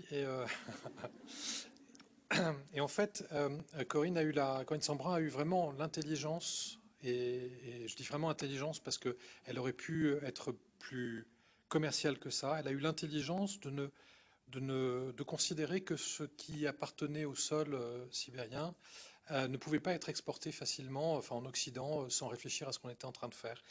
Et donc à la fois elle a trouvé des bénéfices bien sûr aux pratiques chamaniques, mais en même temps il était hors de question pour elle de se dire chamane et de venir pratiquer une sorte de pseudo-chamanisme hors sol sur le territoire français, ce qui n'aurait culturellement pas eu beaucoup d'intérêt. Je ne reviens pas à cet aspect, mais la médecine, les pratiques médicales sont très culturellement normées. Et donc, ce qui fait aussi qu'une médecine va avoir un impact, c'est que les deux protagonistes partagent une culture dans la rencontre thérapeutique, la même culture, avec les mêmes codes. Et donc, du coup, elle a considéré effectivement que cette forme de pratique n'allait pas être exportée comme ça. Et par contre, elle s'est posé la question, finalement, qu'est-ce qui pourrait être intéressant de développer? Et donc, elle a développé une pratique, qui est donc une pratique d'état de conscience modifié, une pratique de trans, qui fait partie de cette grande famille des pratiques de trans, qu'elle appelait donc la transcognitive auto-induite, et qui est une pratique qui est actuellement à l'étude sur ses indications. Et donc on a bien sûr des situations cliniques qui sont tout à fait intéressantes, mais là notamment l'Université de Liège est en train d'étudier son intérêt auprès notamment de patients atteints de cancer et de douleurs chroniques. Et donc voilà, donc c'est une pratique qui est tout à fait intéressante parce qu'elle est nouvelle, elle est totalement dans un rituel dans l'organisation de rituels utilisant les états de conscience modifiés à visée thérapeutique. Et donc, nous verrons si ça arrive jusqu'à l'IMIC. En tout cas, ça s'en rapproche, hein, parce que mon petit doigt me dit qu'il y a des personnes déjà formées et d'autres qui sont en train de se former. Sur la gestion de la douleur, en tout cas, c'est formidable. Merci pour le témoignage.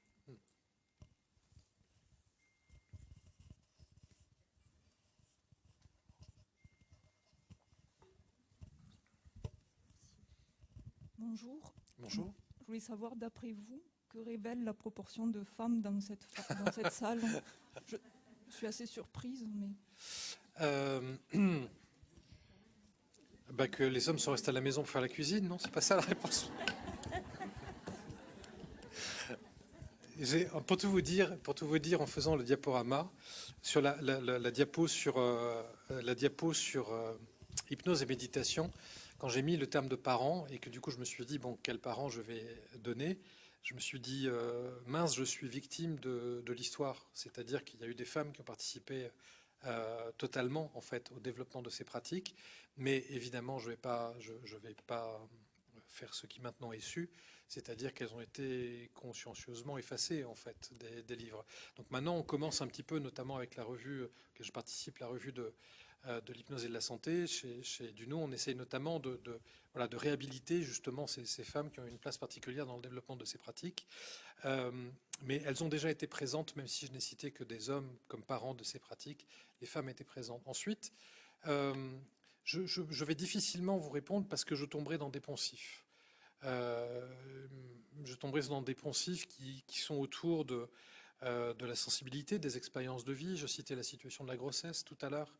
C'est-à-dire, on peut légitimement penser qu'une femme, dans son développement, dans son histoire, dans les tâches qui lui sont dévolues, a aussi plus l'occasion d'utiliser les états de conscience modifiés que d'autres, que les hommes.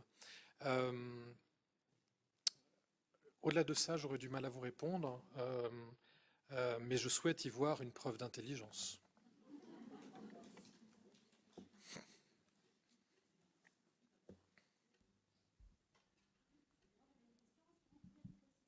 Je vais répondre à votre question. Ça me fait penser, mais du coup par association d'idées, ça me fait penser à, parce qu'on parlait de douleur chronique tout à l'heure. Parfois, ces histoires en fait de masculin-féminin s'immiscent dans des territoires auxquels on ne s'attend pas, et en particulier, il y a plus de femmes qui consultent en douleur chronique que d'hommes. Et donc, je vous passe évidemment les arguments sur la sensibilité féminine à la douleur, sur l'historicité avec l'hystérie. Voilà, enfin, beaucoup de choses ont été dites. Et puis, très récemment, vraiment, dans les dernières années, on s'est quand même posé la question de savoir s'il n'y avait pas eu une influence du fait que, évidemment, les molécules sont d'abord testées sur les animaux, et en particulier sur les souris, les rats de laboratoire, et que, en fait, les animaux qu'on utilise en laboratoire sont tous des mâles. Sont tous des mâles parce qu'on ne veut pas se laisser embêter par les hormones plus importantes dans l'organisme que proposerait un animal du sexe féminin. Et on s'est rendu compte ces dernières années que les antalgiques, c'est pas que les femmes en fait étaient plus douloureuses que les hommes, c'est qu'en fait les antalgiques répondaient mieux à l'organisme masculin que féminin parce qu'on ne les a testés depuis l'origine de la molécule que sur des organismes mâles. Donc parfois ces disparités qu'on pourrait prendre comme étant juste des questions culturelles, des représentations. En fait, en santé, s'enracine vraiment à tous les niveaux jusqu'à cette question des molécules et dans le champ de la douleur. Je vous parle de quelque chose qui a été, ça fait 6-7 ans qu'on le sait, que en fait les molécules sont des molécules pour les hommes et pas des molécules pour les femmes, et que en fait en contournant la question des hormones chez les organismes animaux féminins, en fait on a amené des consultations majoritairement féminines en fait et non pas masculines. Les hommes réagissent mieux aux antalgiques que les femmes parce que chimiquement c'est sur les hommes sur les mâles pardon qu'on les a testés. Voilà. Je referme la parenthèse. Pardon, votre question. Je voulais savoir si vous pourriez me préciser le terme immanence, que je n'avais pas entendu jusqu'à présent, si vous voulez avoir une définition un peu plus claire pour moi. Bien sûr, c'est évidemment le terme le plus simple de ce soir que je vais vous dire. C'est gentil. Oui, en fait, la notion d'immanence, si j'essaie de l'expliquer simplement, parce qu'évidemment c'est un processus qui est complexe, aussi complexe que le processus de transcendance. La question de l'immanence, c'est le retour à soi. C'est-à-dire, je vais vous prendre la méditation. Dans la méditation, dans les pratiques méditatives, je vais faire un peu de caricature, donc je vais parler un peu de technique de façon un peu caricaturale, mais dans les pratiques méditatives, globalement, il s'agit de laisser sa conscience être présente, s'intéresser à nos pensées, à ce qui est présent en termes d'émotions, ce qui est présent dans mon corps, dans la posture qui est là actuellement présente. Et puis, si ma conscience s'évade sur autre chose, je prends acte que ma conscience est allée écouter des travaux, s'est enfuie vers une autre idée. Je prends acte que ma conscience est partie ailleurs, dans le passé, dans le futur, dans un autre lieu. Et puis, je ramène ma conscience simplement sur le vécu, mon expérience actuelle. Et en fait, cet exercice-là, qui est un entraînement, en fait, la méditation de pleine conscience, il n'y a pas d'ailleurs, j'ouvre une parenthèse, mais il n'y a pas de bénéfice à ces pratiques-là sans répétition, aucune. Hypnose, méditation, la transcognitive auto-induite, toutes ces pratiques-là sont des pratiques qui demandent à être répétées, ce n'est pas de l'ordre de l'immédiat.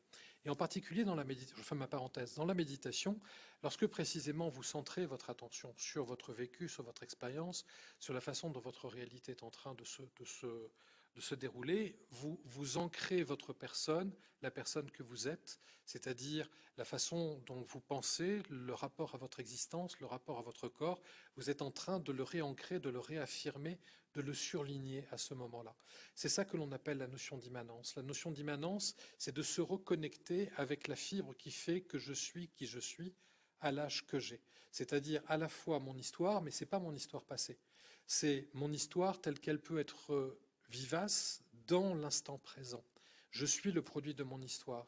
Je suis justement la phrase de Brillat-Savarin sur la fin, c'est-à-dire je suis précisément dans l'instant tel que l'instant est en train de me définir et peut-être déjà en train de s'évanouir. Mais l'immanence, c'est ça. L'immanence, c'est ce retour à soi, c'est-à-dire qu'est-ce qui me définit en tant que personne qui sent, qui ressent, qui pense, qui agit dans le monde qui est le mien et qui se définit comme étant un individu propre, c'est-à-dire un individu vulnérable qui va s'appuyer sur sa vulnérabilité pour pouvoir aussi essayer de s'adapter du mieux possible au monde qui lui est proposé. Et donc ça veut dire dans l'immanence qu'on installe une sécurité de la personne que l'on suit. Lorsque je travaille avec la méditation, j'installe une sécurité interne. Ça ne veut pas dire que je suis plus anxieux, que je suis moins anxieux, moins stressé, etc. J'ai fait un lapsus parce que les études montrent que les personnes qui font de la méditation au-delà de 10 ans, les grands méditants, sont en fait plus stressés que les autres. Mais la raison pour laquelle ils sont plus stressés que les autres, c'est parce qu'en fait, ils reconnaissent beaucoup mieux en fait les signes du stress et ils la gèrent beaucoup mieux.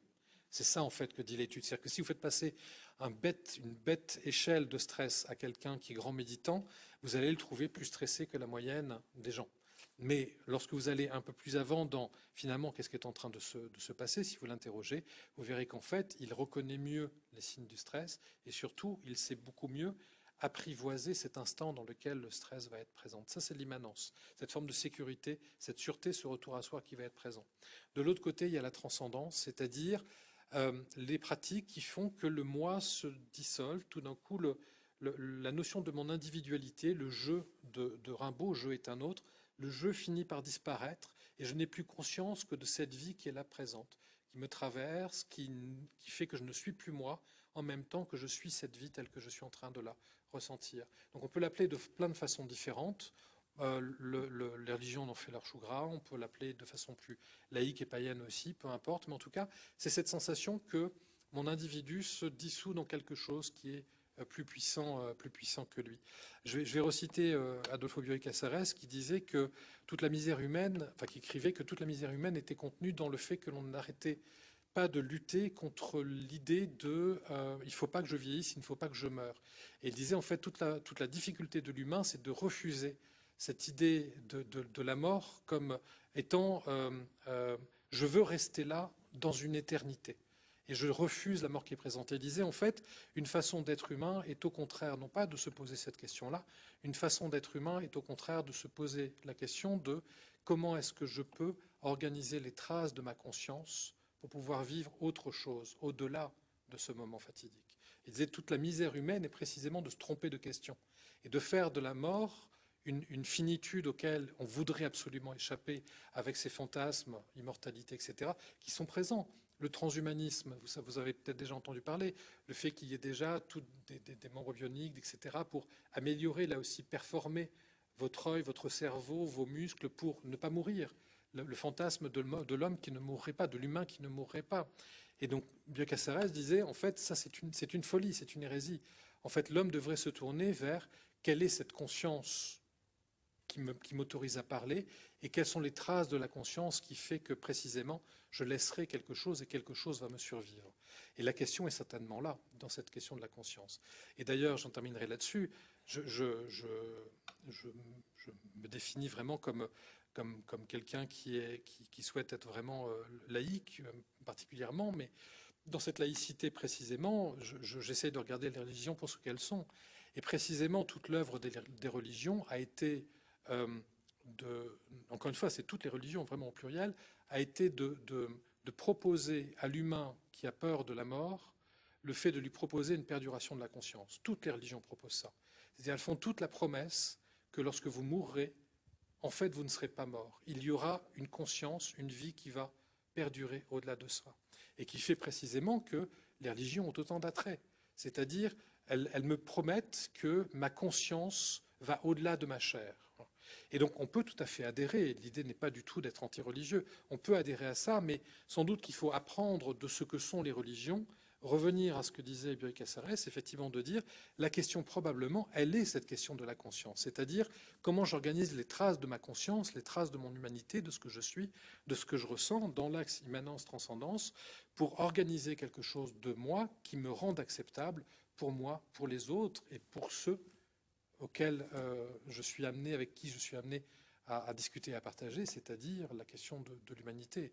Et ces pratiques-là, encore une fois, dans leur dimension philosophique, posent cette question-là, posent cette question de comment resituer l'humain dans l'axe immanence-transcendance et lui permettre précisément d'aborder le champ de la conscience de façon à ce que des traces lui permettent de se définir comme étant un individu actuel, installé dans ce qu'il est, immanence, et aussi dans un projet de perduration, de traces de quelque chose en lien avec la notion d'humanité, la transcendance. Amen. Ce sera la dernière question, parce que sinon on va y passer la nuit, ce qui serait très intéressant pour ceux qui veulent, hein, je veux bien. Moi, ça me Sinon, je me permets, vous aviez des questions sur le chat.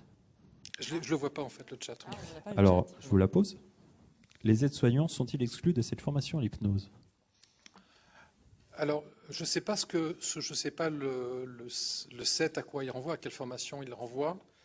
Le CFPPS, non, c'est tout à fait ouvert. Voilà. Et au contraire, sont même plutôt les grandes bienvenues. Les grands bienvenus, pardon. Les aides-soignants à l'hypnose. J'enchaîne. Bonjour, je souhaite changer d'orientation professionnelle et faire une formation d'hypnothérapeute. Je ne suis pas professionnel de santé, quoique assistante maternelle. Où puis-je me renseigner pour une formation adulte ? En fait, tout dépend quel est le projet. Les pratiques dont on parle sont des pratiques qui ne sont pas installées dans un cadre thérapeutique forcément d'emblée. On peut utiliser précisément ces pratiques-là, comme je disais, dans le champ de la prévention, on peut l'utiliser dans le cadre du bien-être. Et donc, dans ce cadre-là, beaucoup d'instituts en fait, proposent des formations qui sont adaptées à ce champ-là, qui est d'ailleurs celui de la sophrologie, par exemple. Si vous regardez les fiches RNCP, la fiche métier de la sophrologie n'a pas de fiche RNCP en tant que profession de santé. La fiche RNCP, c'est dans le champ de l'éducatif et du bien-être pour la sophrologie. Alors si vous êtes infirmière, aide-soignante, médecin, etc., kiné qui pratiquait la sophro, du coup vous êtes thérapeute. Mais la sophrologie n'est pas une pratique en santé d'emblée. Par contre, ça intervient dans le champ du bien-être, de la prévention et de l'éducatif. Et donc, ce projet-là de reconversion peut tout à fait se faire dans ce cadre-là. Et beaucoup d'instituts que vous trouverez sur Internet proposent cela. Si par contre, l'objectif est de devenir thérapeute, c'est-à-dire précisément d'accompagner une personne avec une problématique en santé, de façon à inclure cet objectif présent dans notre médecine, qui est la question de la guérison. Ça ne veut pas dire qu'on l'atteint tout le temps, mais en tout cas qu'il y ait une intention qui soit de cet ordre-là. Là, pour le coup, ça demande des connaissances préalables et qui demande d'être thérapeute avant d'exercer cette pratique. C'est quoi être thérapeute? C'est la capacité de faire un diagnostic. Donc les psychologues font un diagnostic dans leur champ, les médecins aussi, les infirmiers aussi, les kinés aussi, etc. Mais c'est la capacité de diagnostic pour s'assurer que ce que l'on fait pour venir rétablir, arranger une problématique en santé se fait de façon la plus éclairée possible. Voilà. Donc l'activité thérapeutique demande à être thérapeute et pour avoir ces connaissances permettant précisément de pouvoir prendre en charge le patient le mieux possible. Par contre, les pratiques dans le champ de la prévention, du mieux-être, sont des pratiques qui ne demandent pas à être thérapeute et donc sont plus ouvertes. Très bien. Une dernière peut-être. Est-ce qu'il y a des liens de communication et de transfert de connaissances entre l'IMIC et le reste de l'hôpital? Implantation d'une approche plus humaniste, holistique, intégrative au sein des autres services. En dehors de ce soir, donc. Car ce soir, on fait partie.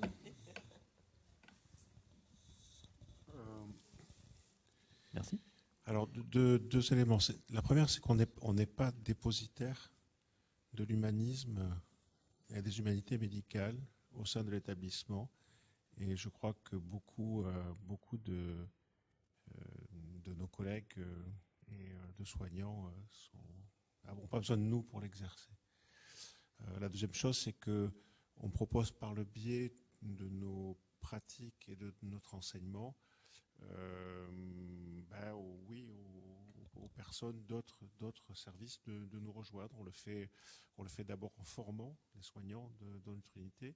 On le fait en proposant une formation spécifique pour les soignants de l'établissement qui est destinée à leur permettre de proposer la méditation pleine conscience dans leur secteur de soins, dans leur environnement de soins. Et en hypnose, c'est déjà présent depuis maintenant au moins une quinzaine d'années. Hein, et c'est des choses qui sont connues. D'ailleurs, Jenny Sourzac et Marie ont récemment fait une enquête à l'échelon du CHU pour connaître comment ces pratiques en hypnose étaient dispensées et avaient pris racine dans les différents services. Donc oui, la réponse est oui. La dernière question de Denis, rapide, Denis. Et après si vous êtes, à moins que vous vouliez continuer, moi je suis d'accord, hein, c'est vraiment passionnant. Donc, mais, bon,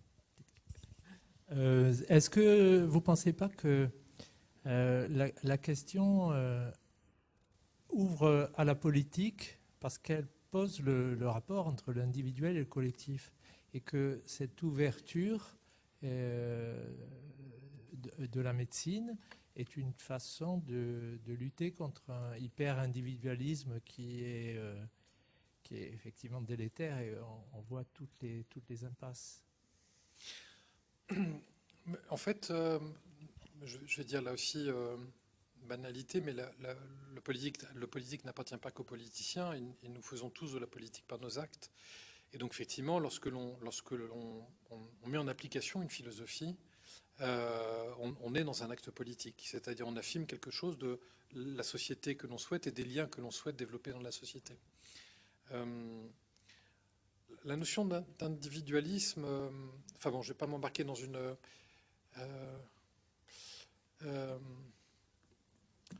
je ne la trouve pas si prononcée que ça. Je me demande si ce n'est pas un mot dont on nous accable pour nous maintenir dans une position un peu fataliste. Je trouve cette notion d'individualisme, parfois un peu excessive par rapport, on va dire, au désir de relation. Je citais les adolescents tout à l'heure avec les tablettes, avec le shifting, je pense que lorsque l'occasion en est donnée, en fait, l'individualisme tombe plutôt au profit de la relation et plutôt un processus intéressant. Mais c'est l'objet d'une discussion. Là, je pense à ça par le fait que vous parlez d'immanence et de transcendance, oui. Et puis par le fait aussi que dans ces pratiques, le rite est supposé être thérapeutique. Et on peut étendre la notion de rite à beaucoup de thérapeutiques, dont la psychanalyse, dont beaucoup de ces pratiques, justement, ouvrent au collectif et au transgénérationnel et au lignage et à des choses plus importantes que un corps limité, un individu et quelque chose qui est fermé. Oui, mais je trouve que l'exemple des psychothérapies est un bon exemple dans nos sociétés. Vous avez cité la psychanalyse, on peut citer une thérapie cognitivo-comportementale, etc., qui sont des thérapies fondamentalement individualistes. C'est-à-dire que l'autre est présent fantasmatiquement, en fait. Alors, en dehors des thérapies familiales dans lesquelles il peut y avoir la convocation précisément de la famille ou du couple, en dehors de certains dispositifs qui peuvent exister dans d'autres critères, mais fondamentalement, l'acte psychothérapeutique dans nos sociétés est un acte individualiste. Et moi, je trouve qu'on s'en sort pas mal quand même avec l'acte psychothérapeutique individualiste, pour les raisons que je disais tout à l'heure, c'est-à-dire, il me semble que le propos... vous voyez, si on devait discuter d'un mal dans notre société, je parlerais plutôt d'envie. Je trouve que l'envie est un mal beaucoup plus profond dans notre société. Avoir envie de ce que l'autre a. Et j'essaye de résister, en fait, à cette notion d'envie également culturellement. C'est-à-dire que je n'ai pas envie de considérer que d'autres cultures feraient mieux que moi ou seraient supérieures à ma culture à moi. J'essaye plutôt de penser ma culture depuis là où je me trouve, celle qui m'a éduqué, celle qui a fait que je suis celui que je suis. Et mon idée est plus de se dire finalement l'humanité avançant, c'est-à-dire 2020 n'est pas 2000, n'est pas 1980, n'est pas 1960. La société avançant, finalement, comment est-ce que ces repères peuvent évoluer et comment la notion d'individualité peut-elle être plus pertinente en 2020, 2022 qu'elle ne l'était en 2020 ou en 1992. Comment cette individualité-là peut se construire autrement? Mais le fait qu'elle soit du côté de l'individualité, cette individualité structure tellement de choses dans nos rapports que vouloir autre chose serait penser pour le coup une autre société. Et je ne suis pas sûr que ce soit bon pour une société de se vouloir autre. Je crois en l'acte de transformation, je ne crois pas en l'acte de métamorphose, à la fois individuellement et à la fois sociétalement. Et il me semble que la motivation qui nous réunit est une motivation précisément pour changer, pour que les pratiques en 2022 ne soient pas celles d'il y a 20 ans ou de 50 ans, mais que nos fondamentaux culturels puissent aussi être je dis respecter, c'est un gros mot, mais en tout cas puissent continuer à nous définir. Et qu'effectivement, alors je pense à autre chose, souvent on nous dit la question du corps, par exemple, existe dans notre société, on s'embête avec la notion de la dualité, corps-esprit, alors que notamment dans notre société, notamment côté oriental, n'ont pas cette distinction. Oui, bien sûr que c'est vrai, sauf que cette dualité corps-esprit, elle nous définit. Le simple fait que je formule il n'y a pas de dualité corps-esprit, il n'y a que le monisme, c'est-à-dire je suis un organisme en entier. Je ne peux pas faire autrement dans ma langue qui me définit culturellement que de citer le corps et l'esprit, la dualité corps-esprit. Je ne peux pas penser le monisme, c'est-à-dire je ne peux pas prétendre au monisme, prétendre qu'un être humain, c'est à la fois de la psyché, du soma et de la spiritualité, sans mettre psyché, soma, spiritualité, c'est-à-dire sans scinder. Ma culture ne me le permet pas. Ma langue ne me le permet pas. Et donc je peux toujours vouloir me dire que dans d'autres cultures, ils font autrement et me dire « Ah, ça serait pas mal si je pouvais éviter ça ». Mais justement, dans ma culture, je ne peux pas l'éviter. Et donc comment arriver dans une culture qui scinde le corps, l'esprit, la spiritualité, les disciplines médicales, dans une culture qui est la nôtre qui scinde, comment est-ce que l'on peut penser le lien ? Non pas refuser le lien, mais comment est-ce que l'on peut penser le lien?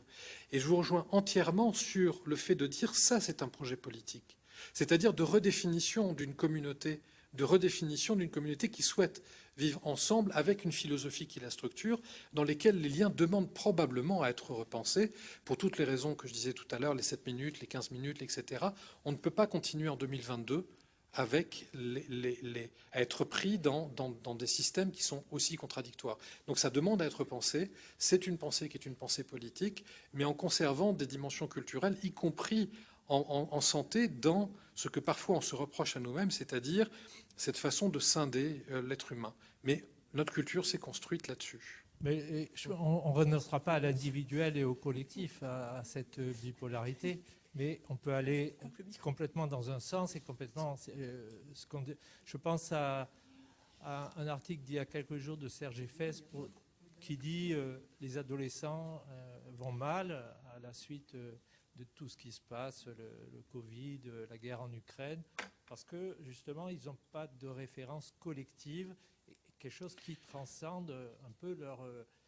simple destin individuel. Eh ben, je ne suis pas d'accord avec Serge Effès. Ça fait longtemps que je ne l'ai pas croisé, donc je vais lui repasser un coup de fil pour qu'on en discute. Je ne suis pas d'accord avec lui et je trouve que c'est une vision, je m'adresse à lui et pas à vous quand je dis ça, hein, vraiment, je trouve que c'est une vision absolument archaïque et passéiste. Et quand j'écoute un adolescent, je n'entends pas ça du tout. Voilà. Y compris à l'IMIC, hein, quand je reçois des adolescents, je n'entends pas ça du tout. Et je trouve que passé un certain âge, avec tout le respect que je dois à Serge Effès, qui est un immense intellectuel et un très grand clinicien, avec tout le respect que je lui dois, je crois que tous, à un moment donné, on a tendance à regarder cette jeunesse comme étant moins bien outillée qu'on l'était à leur époque. Je crois simplement qu'ils développent leurs outils à eux. Ce que je disais tout à l'heure, dans ma génération à moi, j'ai 49 ans, dans ma génération à moi, chez mes parents qui sont là, qu'est-ce qu'on faisait quand je rentrais du lycée ou du collège? J'avais le fil, désolé pour les plus jeunes, vous ne savez pas de quoi je vais parler. Il y avait ce téléphone avec cet immense fil que j'essayais de traîner dans ma chambre pour passer les coups de fil aux copains dès que j'étais rentré à la maison. Les adolescents, là, actuellement, qu'est-ce qu'ils font? Ils sont continuellement connectés les uns avec les autres. Ce n'est ni pire ni mieux. Ils ont à disposition un réseau de communication que moi, à 49 ans, je ne peux pas comprendre.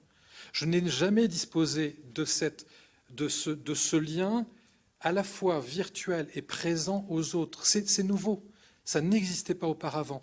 Et il me semble que la pire des choses, le pire des travers que je pourrais, moi, avoir dans cette situation, c'est de considérer qu'ils sont dans la pathologie parce que je les vois sur leur écran et ne pas savoir dire au revoir aux autres et qu'il y a une problématique de la relation et que finalement, l'Ukraine, le Covid, le machin, ils sont en fragilité. Oui, ils sont en fragilité si on confond le thermomètre et le climat, c'est-à-dire si on leur fait passer des échelles de stress, de machin, etc. Mais quand on les a en consultation et qu'on discute avec eux, quand même, ça se passe autrement. La notion de shifting dont je parlais tout à l'heure, c'est une créativité folle. Ils n'ont pas attendu les adultes pour pouvoir inventer ça. Et ils sont dans un... Moi, ce qui me... J'arrête juste après ça, mais par exemple, dans ce mode-là de communication avec les réseaux sociaux, où j'ai entendu, encore une fois, et beaucoup de mes collègues dire « oui, mais justement, c'est une pathologie, la relation ne s'arrête jamais, ils ont une problématique de l'abandon qui va être présent ». Moi, ce que je regarde quand même, c'est que d'une part, ils ne décompensent pas tous quand ils n'ont plus de batterie. Pour quelqu'un qui a une problématique d'abandon, quand même, c'est assez atypique. Et surtout, ce que j'observe, c'est précisément leur malléabilité à pouvoir jouer, en fait, de cette question du virtuel. Je vais aller même plus que... Enfin, non, je ne vais pas aller trop loin non plus, parce que... Mais je pense qu'il y a vraiment une société de demain qui est en train de se construire autour de cette virtualité que moi, en tout cas, je vais parler que de moi, que moi, à mon âge, je n'arrive pas encore à entreapercevoir, mais je pense que cette fascination pour les écrans qu'ont les ados est déjà une perception de ce que va être demain. C'est-à-dire un monde qui va se partager entre la virtualité et le concret, entre deux réalités. Et que cet appel comme ça des écrans est simplement le fait qu'eux perçoivent déjà que la vie dans laquelle ils vont vivre n'est pas simplement la vie concrète telle qu'ils sont en train de la vivre, c'est le métavers, qu'a très bien compris Mark Zuckerberg avec Facebook, c'est-à-dire qu'il y aura dans notre réalité le concret et le virtuel, et que la vie va se faire en fait dans les deux univers. Et que cet appel des tablettes est déjà une invitation qu'ils s'adressent à eux-mêmes de rentrer là-dedans. Et ces histoires de filtres aussi, je me bats continuellement avec mes collègues là-dessus, pardon, on sort un peu du truc, mais en disant les troubles narcissiques, machin, etc., les filtres, machin, mais je suis désolé, moi je ne vois pas les choses comme ça, c'est pas des troubles narcissiques. D'abord, troubles narcissiques, s'il y a bien une tarte à la crème chez les psys, c'est bien l'histoire des troubles narcissiques, bon, mais au-delà de ça, c'est pas un trouble narcissique. Lorsque les ados, notamment les ados, je ne veux pas non plus les stigmatiser, il y a les jeunes adultes, il y a les machins, mettent des filtres, ils sont juste en train de préfigurer la construction des avatars qu'ils auront dans le monde virtuel de demain. Parce que quand ils vont rentrer dans le monde de la virtualité, ils devront se composer une personne virtuelle qu'on appelle un avatar. Et les filtres, c'est simplement la préhistoire de cet avatar qu'ils connaîtront dans ce monde virtuel. Et donc ils sont en train, avec les réseaux sociaux, est apparu un mode de communication qui n'existait pas auparavant, que nous, on ne peut pas comprendre. Et donc, il me semble que le minimum que l'on puisse faire, c'est d'essayer de ne pas le stigmatiser. Et puis, on va jusqu'où on peut avec les compréhensions et le partage par rapport à ça. Et moi, ce qui m'intéresse, c'est justement cette intuition, cette forme d'intelligence qu'ils ont de comprendre quel va être le monde de demain, avec cette absorption de la conscience, pour une part, dans le monde de la virtualité, au travers des écrans, pour les filtres qui sont en train de devenir déjà la préhistoire des avatars, et d'avoir très bien compris que le monde de demain sera un monde, je vais dire à 50-50, on sait rien, mais à 50-50 du concret et de la virtualité. Voilà. Et nous aussi, on commence à le comprendre un peu avec la crise Covid-19, avec cette question des Zooms, des machins, etc., dans lesquels, quand même, je pense que comme moi, vous avez dû vous rendre compte que d'une part, dans les réunions virtuelles, il y a beaucoup plus de monde qu'en réunion concrète, et qu'on se dit quand même, lorsqu'on propose à X kilomètres d'aller faire une réunion, eh ben, il y a des fois où quand même c'est beaucoup mieux d'aller se rejoindre là actuellement sur Zoom, Skype, etc. Mais demain, on se branchera sur le métavers et puis on ira autour de notre table virtuelle et on tiendra notre réunion. Parce qu'il y aura des situations dans lesquelles il n'y aura pas besoin de ce déplacement physique. Et lorsque l'on parle de ça, on ne parle pas simplement d'une image pixelisée, on parle d'un univers dans lequel la technologie va très vite et où demain, la sensorialité sera au moins aussi importante dans ce monde virtuel qu'elle est dans le monde concret. Et la méditation et l'hypnose vous préparent à ça, puisque s'il y avait un domaine, tu as vu la boucle, le triple supérieur, dans laquelle Merci beaucoup, Antoine. l'imaginaire est là, c'est bien celui-là. Merci à tous et merci surtout à Antoine pour cette Merci à vous. très très belle ouverture sur l'avenir de nos adolescents.